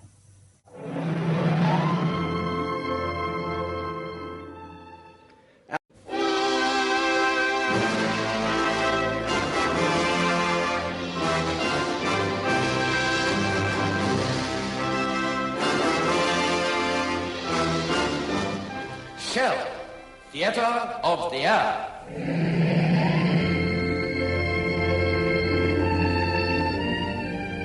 Shell South Africa and Shell dealers throughout the Republic take pleasure in presenting As It Was Written by Arthur Wilmot. This mystery drama, with the emphasis on the character of the lady who solves the crime rather than the crime itself, has been adapted and produced by Michael Silver for Shell. Listen to the sound of Le Mans. The drama of the Daytona 24-hour. The Brands Hatch 500 Mile, the Monaco Grand Prix. These are some of the great motor races of the world. Here, on these engine-punishing endurance tracks, here a motor oil must give the ultimate in lubrication. And that's why so many world champion drivers like Graham Hill and Dennis Hulme rely on Shell motor oil. From the knowledge, from the experience gained on the great racetracks of the world, Shell has developed a motor oil for you, the motorist. An oil to give you the best in engine protection. Shell Super Motor Oil. Most world championship races are won on Shell. Reason enough for using Shell Super Motor Oil in your car? And now, Arthur Wilmot's play, As It Was Written.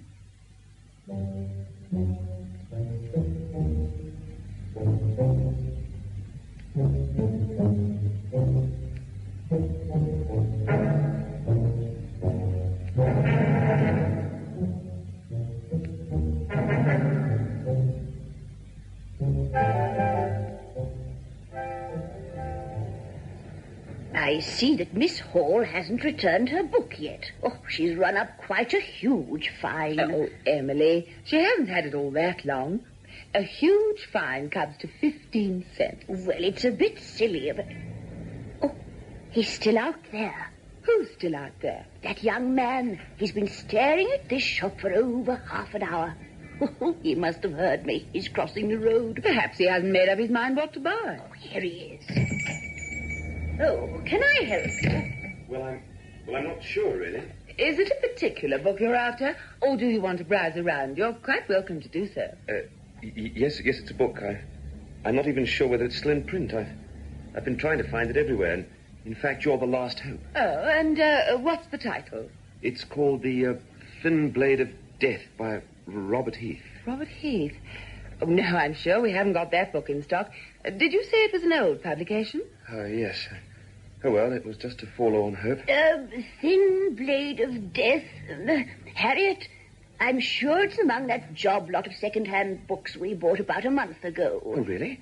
You've got the book? Well, I'm almost sure. We haven't had time to put it out in the library yet. Oh, but this is marvellous. Could you get it for me? I don't mind what the cost is. Oh, why, most certainly. It's in our storeroom. I'll get it for you. My sister won't be a moment.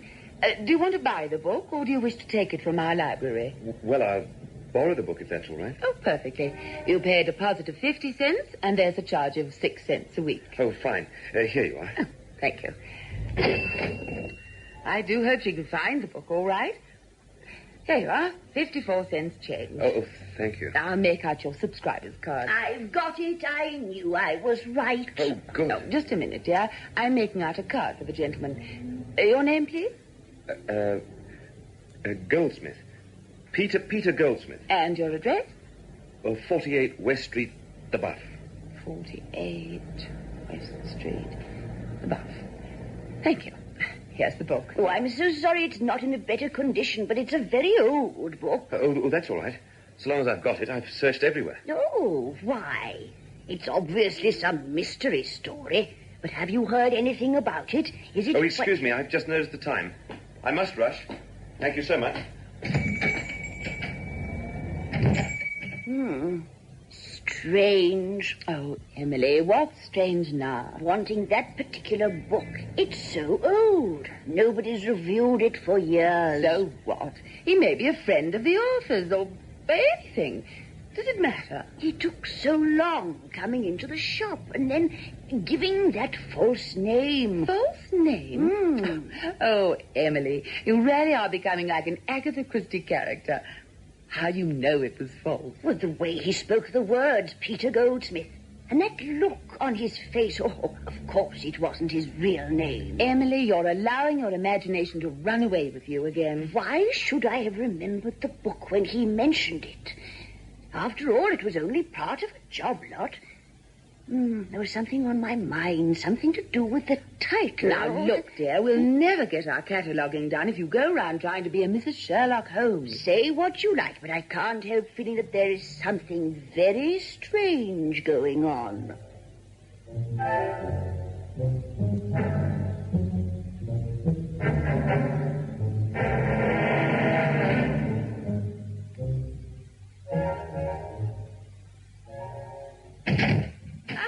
Morning, dear.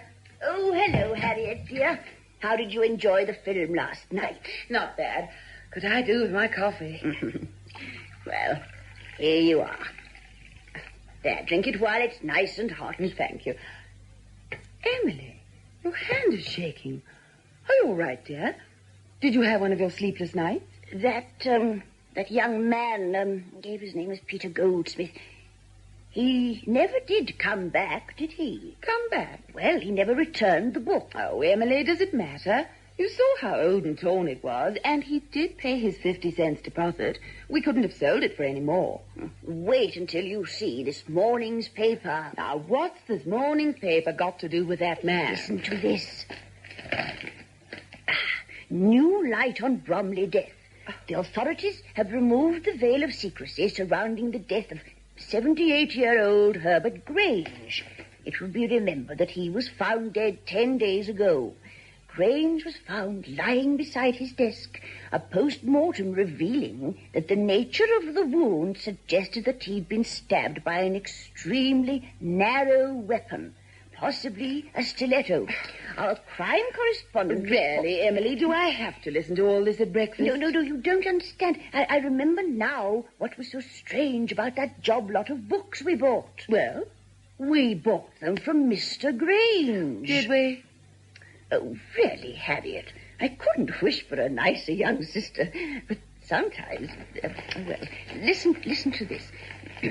The police have now revealed that at the time of the discovery of the dead man's body, a sharp instrument known as an Italian stiletto was lying close by. The telephone had been knocked off the desk, and the knife lay tangled with the telephone cord. Emily, really? Although the police surgeon could not discount the possibilities of a suicide, the stiletto showed no signs of blood on it. This is perfectly disgusting. You're becoming quite morbid. Suicide, stiletto, blood. What's come over you? Oh, please, Harriet, dear, bear with me a little longer. It says now, Mr. Grange lived at the top of an old house which had only one means of exit and access. On the night of his death, he was alone in his room for at least half an hour following his return from his habitual evening stroll. Do you realize the time? Do you realize that it is 10 minutes to 9 and that we're due to open in 10 minutes? Oh, dear. Oh, so we are.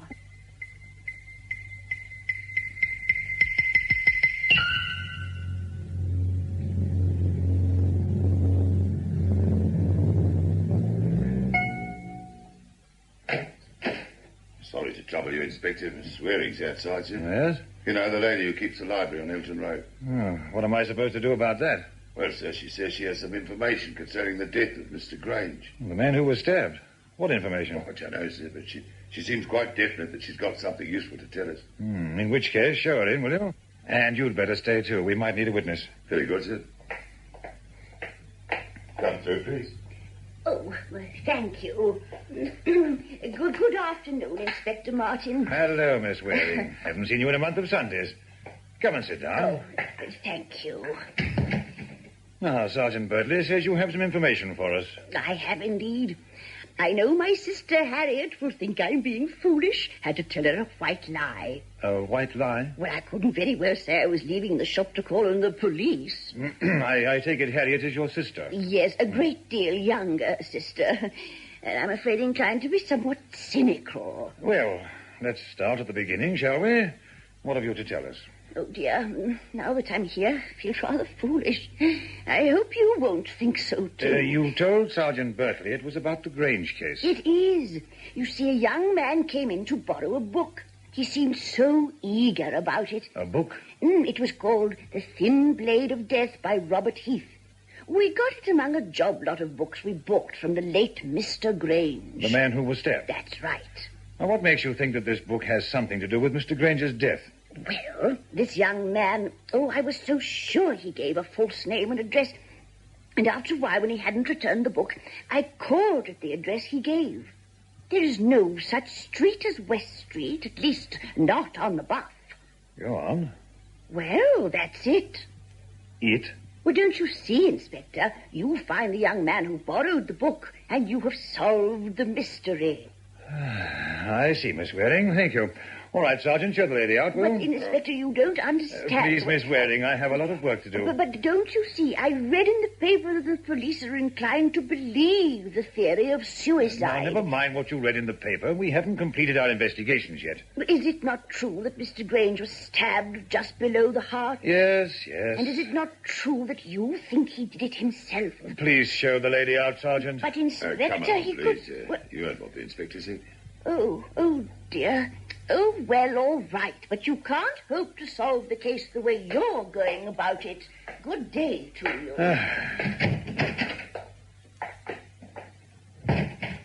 Sorry, Inspector. I didn't think she was one of those cranks playing at being a detective. All this business of a young man with a false address. Tell me, Sergeant, do you think Grange committed suicide? Oh, what else could it be, sir? The porter saw him go up to his room after his walk. No one else came up or down until he was found stabbed. Mind you, that clean stiletto, that's the worrying bit. If he stabbed him just below the heart and then pulled out the stiletto, surely there'd been some blood. Yes, of course, yes. You know what the police surgeon thinks? He thinks that Grange wanted to kill himself and yet didn't want an instant death. That is why he struck below the heart.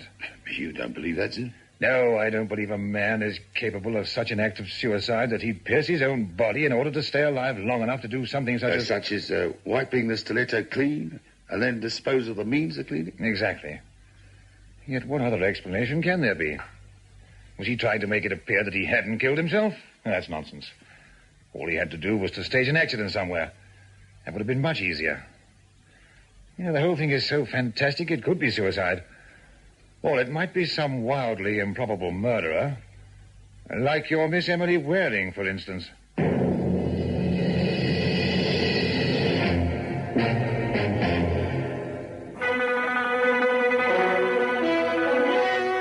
Make for the lights. Take a look at the nightlife. Go to town.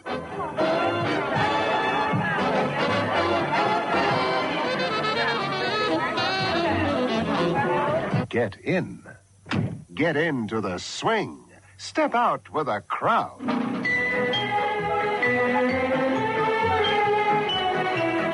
Get places with Super Shell. With confidence, with pleasure. For the life you like, for the action you want, pull in at the Shell sign. There's where the enjoyment starts. So get set. Go well. Go well, go Shell. That's the one to get you to the fun. Shell.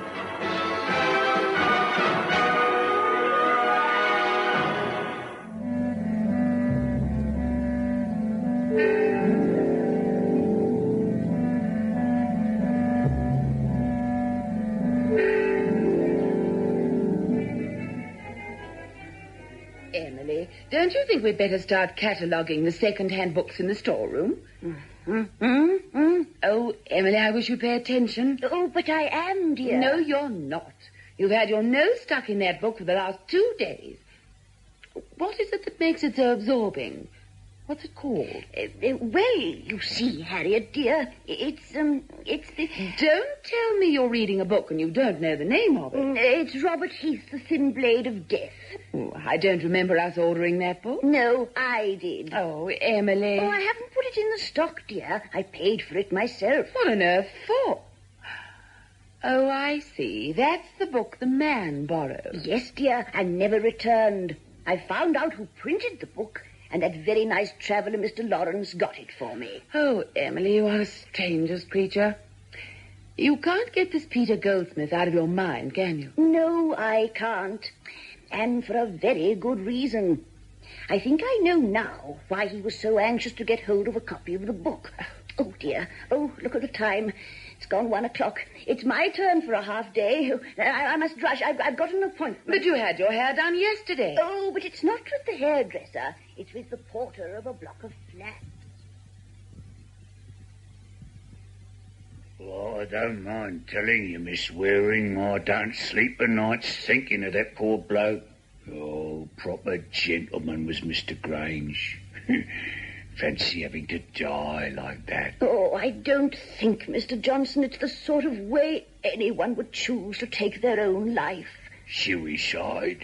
Oh, I put me head on the block. The old gentleman never committed suicide. But I read what you said at the inquest. What else could it be? Well, I don't know. Neither did that inquest. Otherwise they wouldn't have given an open verdict. Well, I'm not sure what that means quite. It means that they were not sure whether the poor man died accidentally, suicidally, or perhaps it was a premeditated act of murder. Sounds like one of your whodunits you got in the library. You know, when the police started questioning me, made me feel as though I'd done it. Oh, come. I'm sure nobody thought that. And, do you think it was suicide? Of course I don't. It's a funny thing, Miss Waring. I'll stake my life no one walked up them stairs after Mr. Grange come back from his walk. Oh, and why are you so sure? Because I sat in the passage, the front door open. Saw everybody who come up, and only Mr. and Mrs. Moss, who live on the first floor, went up them stairs.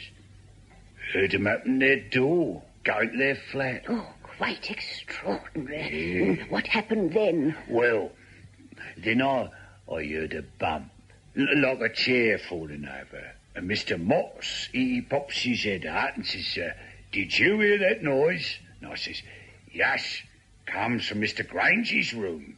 And I opened the door, and there he was. Oh, he was struggling for breath, so he tried to say something.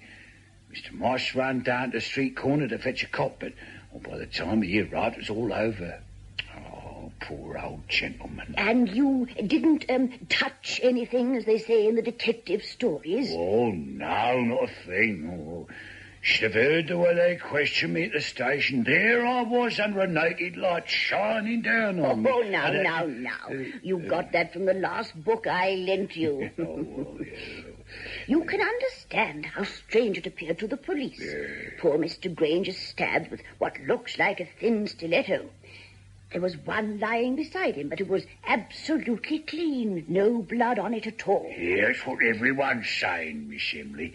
Well, that's not my fault, is it? When I say again, his window was bolted and barred on the inside. No one could have got in. No one could have got in through the front door either. I mean, that makes 3 suspects, doesn't it?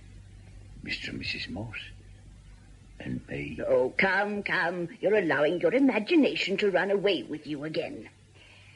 Do you know how long Mr. Grange had that stiletto? Oh, never seen it before. But you used to go into the room to clean. Of course. Mr. Grange has been living in this house for 25 years.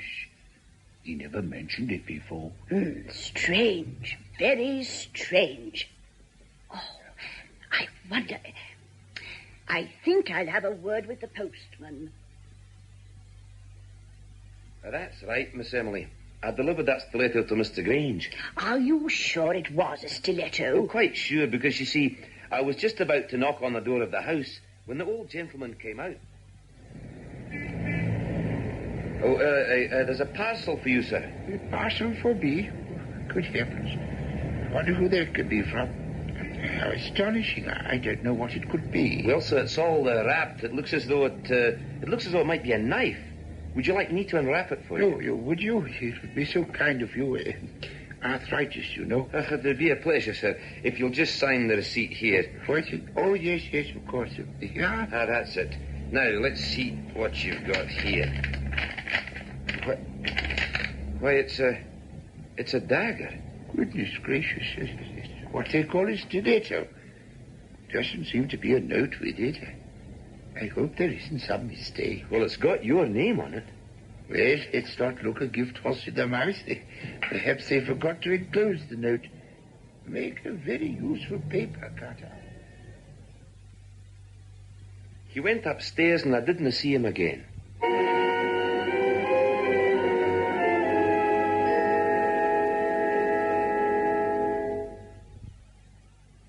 Well, Inspector, here is the book, and you have the stiletto. I suppose it will not be very difficult to trace the manufacturer. We know the manufacturer of the stiletto, Miss Waring. Would it be presumptuous for me to suggest that you send out a call, I believe is the phrase, for a young man about 5'10" in height, red hair, blue eyes, clean-shaven, with a slight scar on his left cheek? This is either the biggest wild goose chase since Jack the Ripper, or we all ought to throw away our uniforms and invite you to take over. All right, we'll pull him in.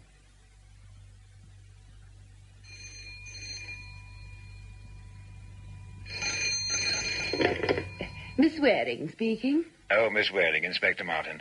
I wonder if you'd be kind enough to come down to the police station. We've got our bird. What? We traced him within 3 hours, thanks to your suggestion. You're mistaken, Inspector. This is Harriet Waring speaking, her younger sister. I see. I have to tell you that my sister no longer wishes to cooperate with the police, I think is the term. It's no longer a question of cooperation, madam. Miss Emily has cooperated magnificently. I just wanted to come down to the station and identify the man in question. We think we've got him. Why my sister? Why not me? I was here when the young man arrived. In fact, I spent a full 15 minutes in his company. We were alone together whilst my sister went rummaging in the storeroom. Oh, I see. Most interesting. I wonder if you'd be good enough to help with the identification, then. Well, Well, you know... Well, you know, we would be awfully grateful. You'll be only doing your duty. We'll send a police car for you.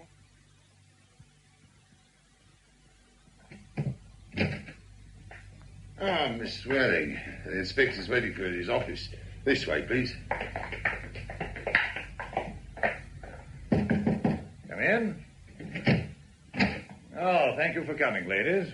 Young man, what have you done with that book you borrowed from us more than 2 months ago?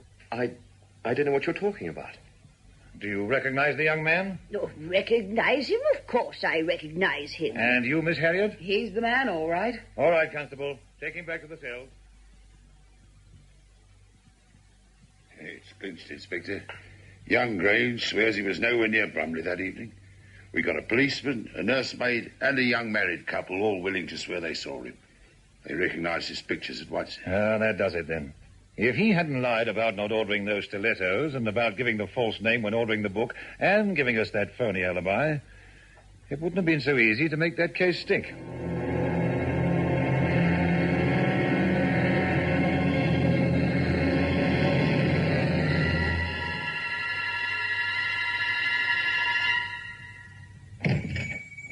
Good afternoon, ladies.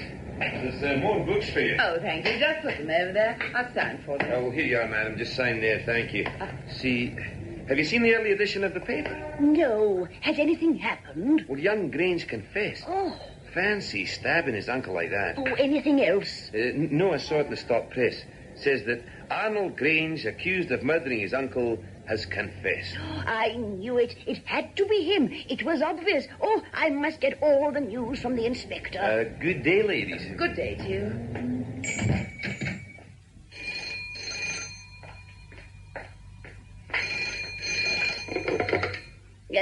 Hello, Waring Bookshop. Miss Waring? Yes. Inspector Martin would like to have a word with you. Oh. It's Miss Waring, sir. Thank you, Sergeant. Hello, Miss Waring. Oh, hello. Oh, how nice to hear your voice. Have you heard the news? We have a full confession. We were able to produce the dealer where he bought the 2 stilettos and witnesses who saw him speak to his uncle in the park. I still don't understand. He stabbed his uncle with 1 stiletto, not 2. But he needed 2 stilettos. Fancy needing 2 stilettos to commit murder. But you haven't read the book, Harriet. That's where he got the idea from. Oh, I see. But why should he want the book back? No one would suspect. But we don't know, do we? That's what he was afraid of. You see, the poor old gentleman had no living relatives other than this young man. So he left him all his money. Ah, so that's why he committed the murder. Yes. But hadn't he got any parents, this Arnold Grange? His mother died, and so he came to Bromley, sought his uncle out, who was delighted to see him. The old gentleman told his nephew he was going to be his sole beneficiary, I think the phrase is. But the book, The Thin Blade of Death, or whatever it's called. Yes, incriminating evidence, my dear. He sent that very copy to his uncle last Christmas. It's all in the book, how a man was stabbed on his way home. And it was all done so quickly and with so thin a blade that the victim didn't realize that he'd been stabbed until he got back into his own room, where he collapsed. And that's what he did to his uncle? Yes. He knew that his uncle went for a stroll in the park every evening. He knew that in his uncle's room was a replica of the murder weapon. It was all there in the book he read. Just like the villain in the story, Arnold Grange bought 2 stilettos, posted 1 to his uncle, and stabbed him with the other. Terrible thing to do. Oh, terrible indeed. Had he not come into the shop to ask for the book, he might have got away with it. I wonder what made him do that. But didn't you see what was written on the flyleaf? It said, "To my dear uncle from his affectionate nephew, Arnold Grange." Well, imagine that young man's feelings. He thinks he's got away with a perfect murder, only to discover that his uncle had sold his library of books to us. No wonder he stood outside this shop trying to summon up the courage to retrieve the thin blade of death. Oh, Harriet, look. What now? Oh, look through the window. Standing on the other side of the road. That strange-looking man with staring eyes. You don't think... Oh, shh. He's coming over. Can I help you? Yes. You're looking very nervous, young man. Are you looking for any particular kind of book? Yes, I am, rather. Oh, you are? Well, you see,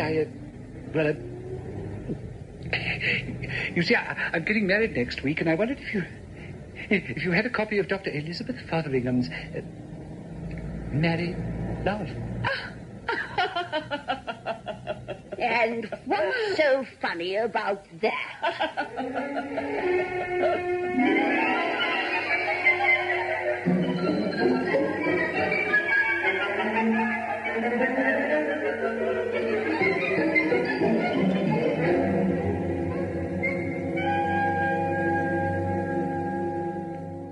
Listen to the sound of Le Mans.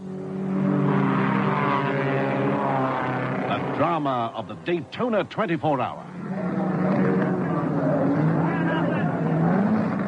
The Brands Hatch 500 Mile, the Monaco Grand Prix. These are some of the great motor races of the world. Here, on these engine-punishing endurance tracks, here a motor oil must give the ultimate in lubrication. And that's why so many world champion drivers like Graham Hill and Dennis Hulme rely on Shell motor oil. From the knowledge, from the experience gained on the great race tracks of the world, Shell has developed a motor oil for you, the motorist. An oil to give you the best in engine protection. Shell Super Motor Oil. Most World Championship races are won on Shell. Reason enough for using Shell Super Motor Oil in your car? As it was written by Arthur Wilmot. The part of Emily Waring was played by Valerie Miller. Others in the cast were Hugh Rouse, George Carellin, Clive Parnell, Gabriel Bayman, and Elaine Lee. As it was written was adapted and produced by Michael Silver for Shell.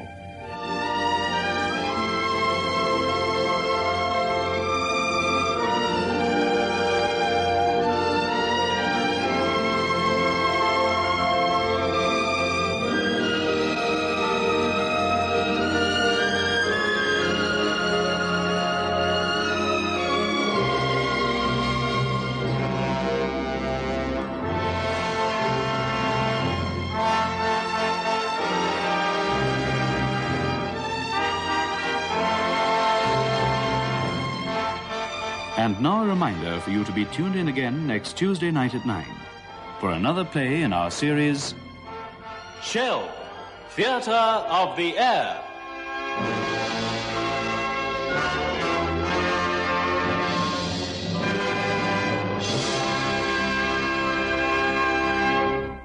You're tuned to Springbok Radio. We are broadcasting on FM, medium wave, and shortwave transmitters at present operating in the 90 and 120 meter bands.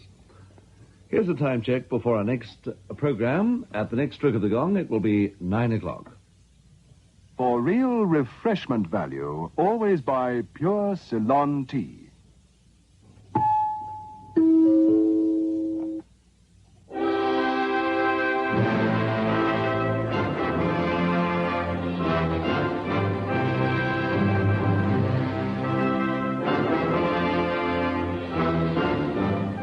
Shell, Theatre of the Air.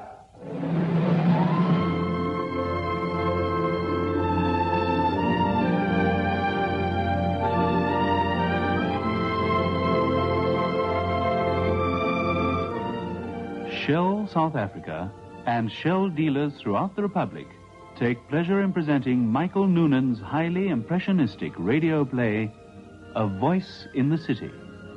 It's been adapted and produced by Michael Silver for Shell. Listen to the sound of Le Mans. The drama of the Daytona 24-hour. The Brands Hatch 500 Mile, the Monaco Grand Prix. These are some of the great motor races of the world. Here, on these engine-punishing endurance tracks, here a motor oil must give the ultimate in lubrication. And that's why so many world champion drivers like Graham Hill and Dennis Hulme rely on Shell motor oil. From the knowledge, from the experience gained on the great race tracks of the world, Shell has developed a motor oil for you, the motorist. An oil to give you the best in engine protection. Shell Super Motor Oil. Most World Championship races are won on Shell. Reason enough for using Shell Super Motor Oil in your car? And now, Michael Noonan's A Voice in the City. Thank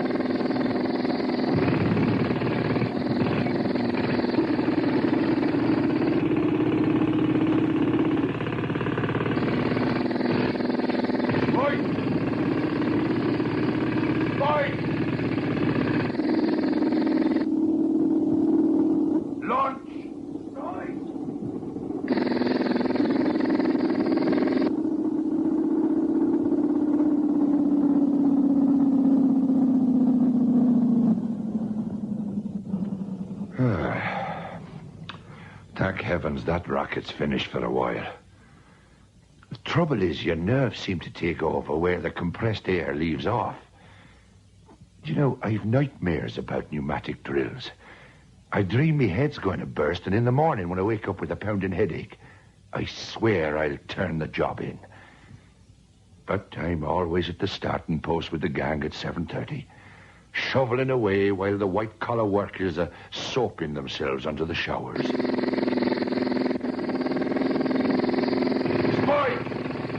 Leave that dusting alone, will you? It's lunchtime. All right, Brogan. I was only testing a fresh drill. Well, leave the testing till after. Spike's new on the jackhammer, but he won't last long.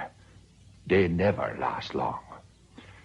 A lot take it on because it's better money than the spade or the pick, but it beats them all in the end. Look what it did to Mac. I'm going back to the days when jobs were scarce. Any job. Mac was strong like a bull, and the jackhammer was as light as a cricket bat in his hands. He was a strange bloke. Kept to himself, you know. That's why he was a whole year in the gang before we really got talking. It happened one day when we were on a city job. We were sitting on a city footpath, leaning against a granite foundation stone, warm from the morning sun.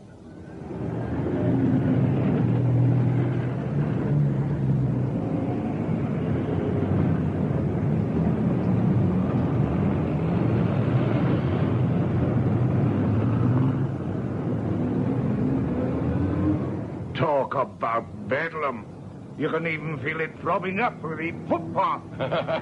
Oh, but that's rich coming from you. You spend all day on the end of a jackhammer, and you complain about a bit of traffic. I've got nothing against the jackhammer. It earns me good money. I can't say I owe anything to the traffic. Well, who owes anything to a string of cars and buses? Barring traffic cops and undertakers. It keeps a lot of doctors busy. Yeah, I guess there's always someone getting skittled. You don't like traffic, do you, Mac? Not much. You know, a fella down our street really hates it, but he's got reason. Seems like his kid was playing and got clean bowled by a truck. He's pretty sore. Do you know what I mean? I reckon I do. My wife's like that. Oh, someone she knew get hurt. She got hurt herself. Oh, I'm sorry. I never knew, Mac. It was on just like that. Just like that. We were crossing the road to the dress shops on the other side. The traffic was thick, just like it is here. He started to toot his blasted horn. She got such a fright, she walked slap bang into a car coming in the opposite direction. Why the heck doesn't he give it a rest? Steady, Mac, steady. He's caught up behind a 3-ton truck. But that's all. I always get fighting mad when I hear a horn like that. I want to tear them out by the roots and smash them. Oh, they're all part of what they call the voice of the city. The voice of the city. Sure, people get homesick for noises like that. When they get back from wherever they've been, they just stand on street corners and lap it up. The buses and the taxis and the headlights and sizzling electric signs. They must be nuts.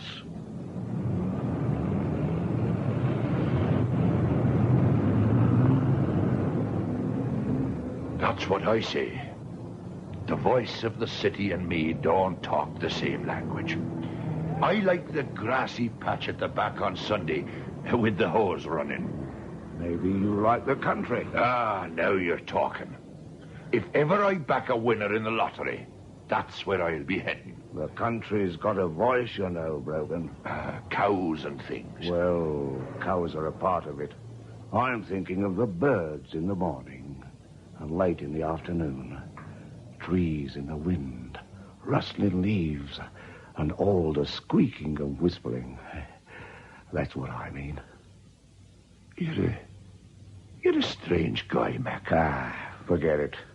I guess I've been reading too much poetry. No, I didn't mean it like that. It just sounds kind of strange coming from one of us. I don't know much about you, Mac. You always beat it straight home when we go for our beer session. Oh, I've got better things to do with my dough. Well, maybe you have. But what's better than beer when you've got a mouthful of dust? Oh, I'm not saying anything against a beer when you knock off. But I'm going to build a house in the country. A house in the country? Build it? Oh, I'm flat out paying rent for a place with a front on the footpath. I've got the land. All I need now is another 300 for the house. How'd you get the rest? Win it? Have it left to you? The wife's got no legs. After the smash, she got some compensation. But not enough. I've got to save the rest. Out of what you get on the jackhammer? Yeah. And where's the land? Oh, about 20 miles out of town. It's high up, part of an old pear orchard. We go up every Sunday. Your wife, too? Dot's in the wheelchair. It's not far from the station, and there's a good track. Here, maybe you'd like to come up with us someday. Some weekday when we're on a night shift. Well, thanks. I'd like to. Make it soon, Brogan, or you'll miss the blossom. After a week on the jackhammer, the country sounds up there are almost worth all the hours of bedlam let loose. You've never seen grass as thick and green, or breathed air as clean. You can't go far without it in a creek. Oh, it's right away from everything. You've got me in already. That's not nearly all. The trees are full of birds. And that voice of the country we were talking about. You can almost hear it. Don't worry, Mac. I think I can. I'd love to go with you.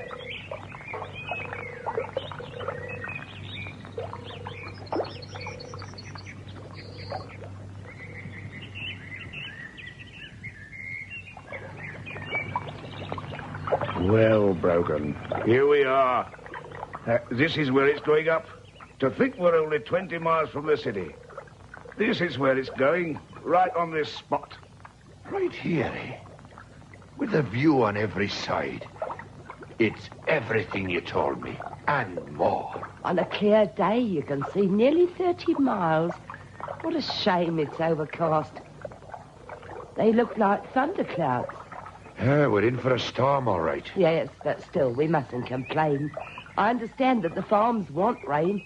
We're surrounded by farms, even though we do seem to be right out on our own.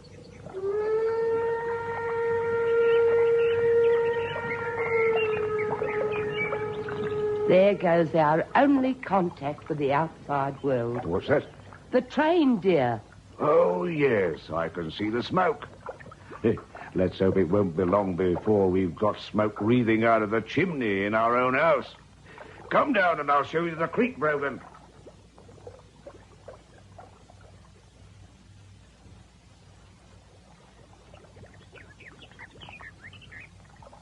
Mac, he's puffed out after that climb. How about some tea first? Sure. I'll go down to the creek and get some water. You stay here with Doc Brogan. And keep your ears open.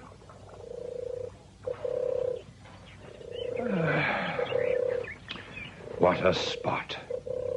Do you come up here every Sunday as well? Oh, yes. Nothing stops Mac. And the wheels of my chair get stuck in the mud, but he's so strong. He's the strongest man in the gang. It's the hot, stuffy days he doesn't like. His head starts to throb.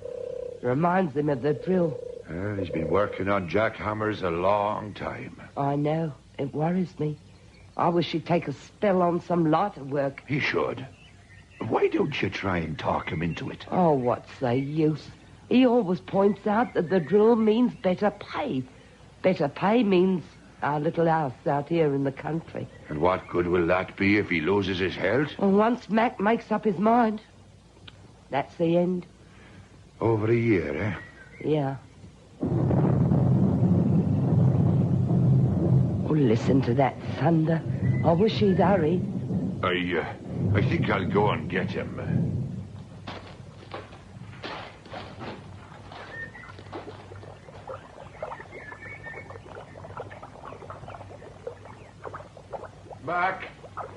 Mac.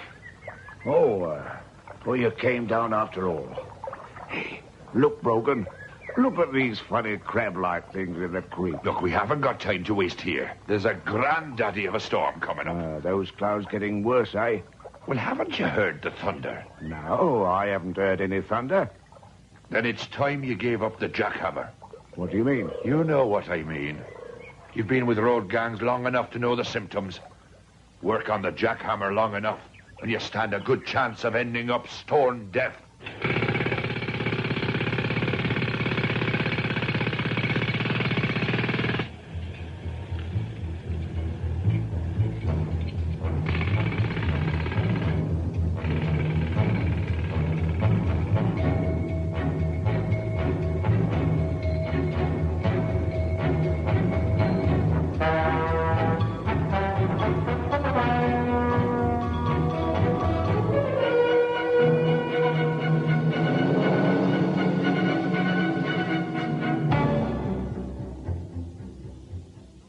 Listen to the sound of Le Mans.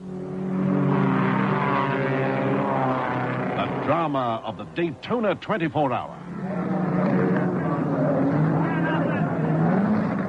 The Brands Hatch 500 Mile, the Monaco Grand Prix.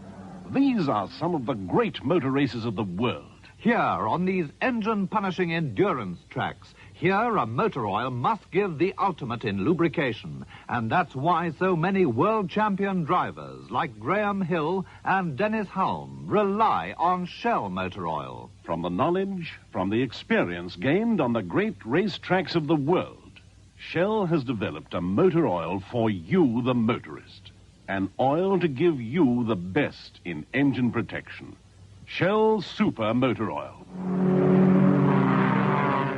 Most world championship races are won on Shell. Reason enough for using Shell Super Motor Oil in your car?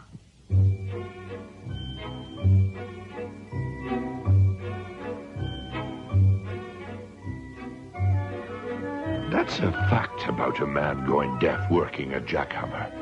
If he doesn't go crazy first. Mac knew it, but he wouldn't talk. I didn't get a chance on the way to town because Dot was with us. He tried to avoid me when we started work that night, but I was determined to have it out.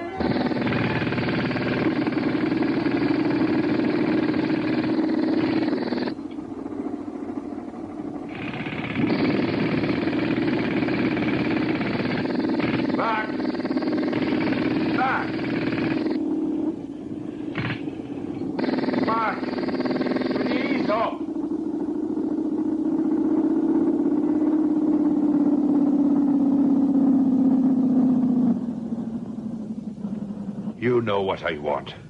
It's no use trying to dodge it. If you keep up with the jackhammer, you'll be as deaf as a doorpost. Maybe that'll be a good thing. Maybe I won't have to worry about the din this blasted thing kicks up. You'll hear it through your bones, and you'll feel it wrenching your arms out of their sockets. You can't beat it. I can try.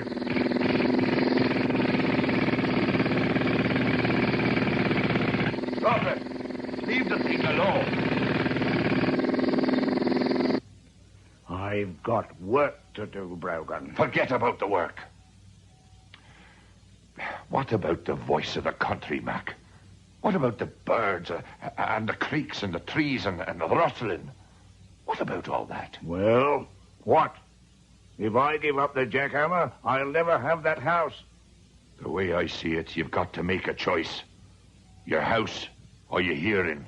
Maybe the jackhammer is not the cause. Don't give that to me. You know it's as good a way as any to end up in permanent silence. Look, if you don't believe me, see a doctor. If you must know, I have seen a doctor. And what did the quack say? What do you think? He said it was the jackhammer. Sure he did. But I'm staying on. I can't give up. Why not? You can get some spade work.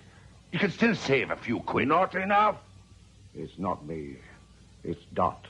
But Dot would understand. She'd be the first. Of course she would. She's too understanding. She's been living in that poky room of ours for years, dreaming about the house. I can't keep her there forever. Anyway, the doctors reckon I've got to get her out of it. There's only one way.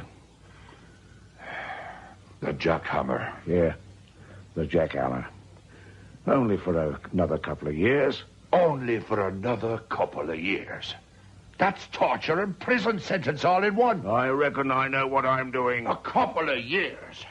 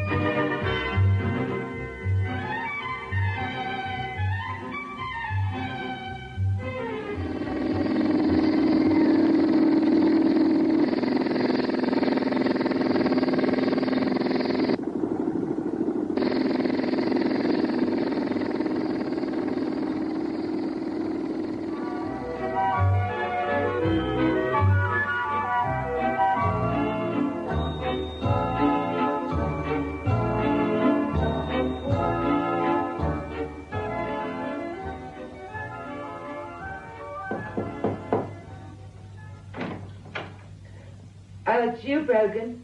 Hello, Dot. Are you working night shift? No, I took the day off. I want to see you. Well, come inside. I've got to talk to you about Mac. He can hardly hear a word anyone says on the job. I know. I've got to shout everything at him. He won't do anything about it. What do you think I should do? How's the house going, Dot? It'll be finished inside 2 months. And what happens then? You going out there to live? Is Mac going to look for a job on one of the farms? No. Then it is true. He does intend to stay on with the gang. Yes. The building costs were higher than we expected. After we've put in stoves and things, we won't have anything for furniture. Mac says another year won't matter. Of course it matters. He's been 2 years too long already. Isn't this your own furniture in this room? Yes, but it's old. Mac wants new stuff. Nothing expensive. But at a pinch, it'd do for the new house. Oh, of course. But he's determined to have new furniture right through. He says he'll be able to save enough if he works another year on the jackhammer. Well, Dot, you might as well know if you don't already suspect it. If Mac keeps on with the jackhammer, he'll be stone deaf. I've known all along it was the drill, but... well, what could I do? Well, you'll have to do something now. He's already lost the thing he dreamed about, the sounds of the country. If he keeps on much longer, he won't hear a single word you say. What can I do? I don't know. I'm willing to help all I can, but I don't know. Brogan, I've never let him know I've suspected the jackhammer was the cause of everything. Well, why don't you tell him? Unless you're around to back me up, Matt will just ignore me. You boys switch to night shift next week? Yes. We'll be going out to see them working on the house. Why don't you come with us? I will, Dot, I will. You can say you're coming up just to see how the house is progressing.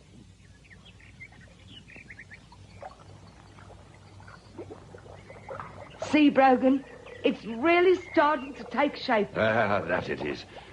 I'll have to give you a hand when you move in. What's that? I said I'll have to give you a hand when you shift. Oh, thanks, Brogan. But that won't be all for a while yet. How long? How long? Well, the house won't be ready for another 6 weeks. Are you coming out here then? Yes. Mac, in 6 weeks? I was keeping it as a surprise, Dot. But, Mac, I'm giving up the jackhammer. Mr. MacDonald! Mr. MacDonald! Mac, the builder wants to see you. Huh? Right. I won't be long. Brogan, did you say anything to him? No, I thought it must have been you. Well, I haven't mentioned it. Why has he changed his mind so suddenly? Without any persuasion. I don't know. Strange things have been happening lately. He's had letters. Official-looking letters that he's told me nothing about. Look, there's another of those surveyors. Yeah. I've noticed a lot of workmen out this way this morning. I see. It's the same fella we met here a couple of years. Good day, mate. Good afternoon.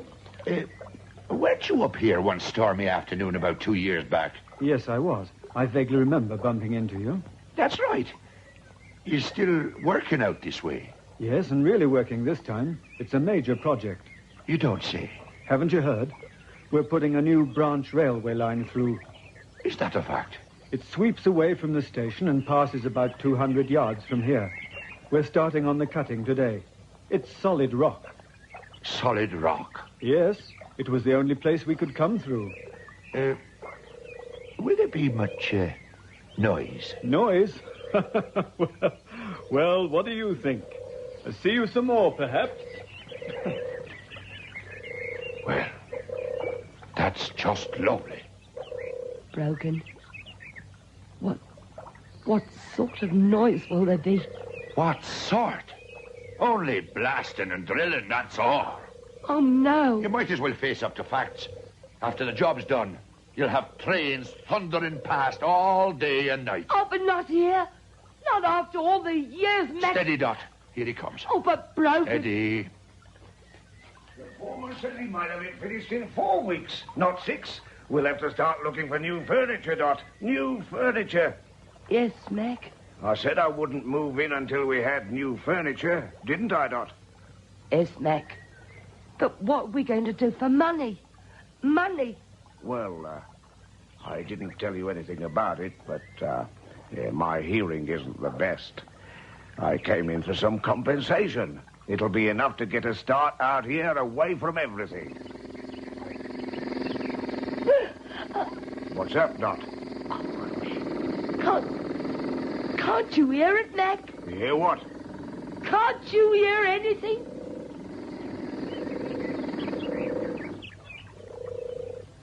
Well, it's funny you should say it. I think I can.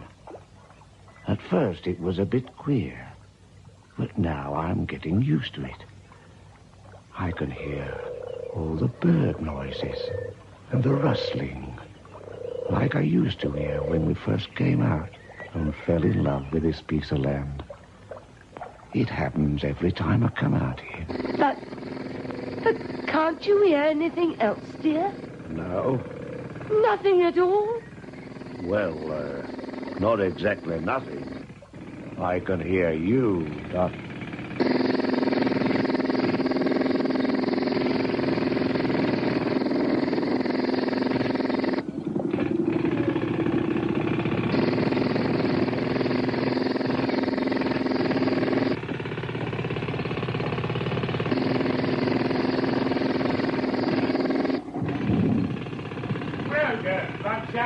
5 minutes to go. All right.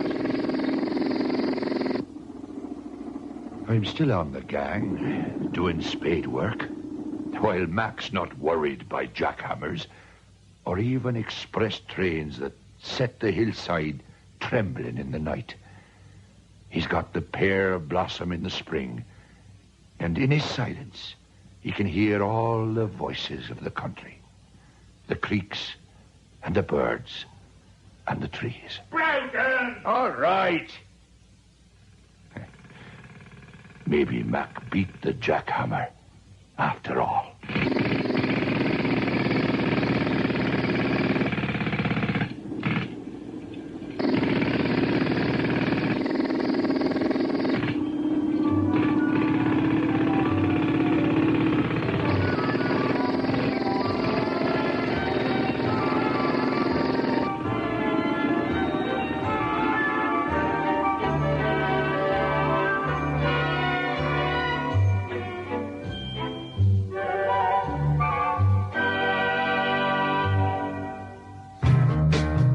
Throughout the world, oil companies have been searching for an answer to oil fatigue. Shell found it. New Shell Super, the oil that stays as good as new from one oil change to the next. New Shell Super, today's best motor oil. For new ideas in action, you can be sure of Shell. In the cast, you heard Tony Jay as Brogan, John McKelvey as Mac, Marjorie Gordon as Dot, and Bill Smale as the Surveyor. The play was adapted and produced by Michael Silver for Shell.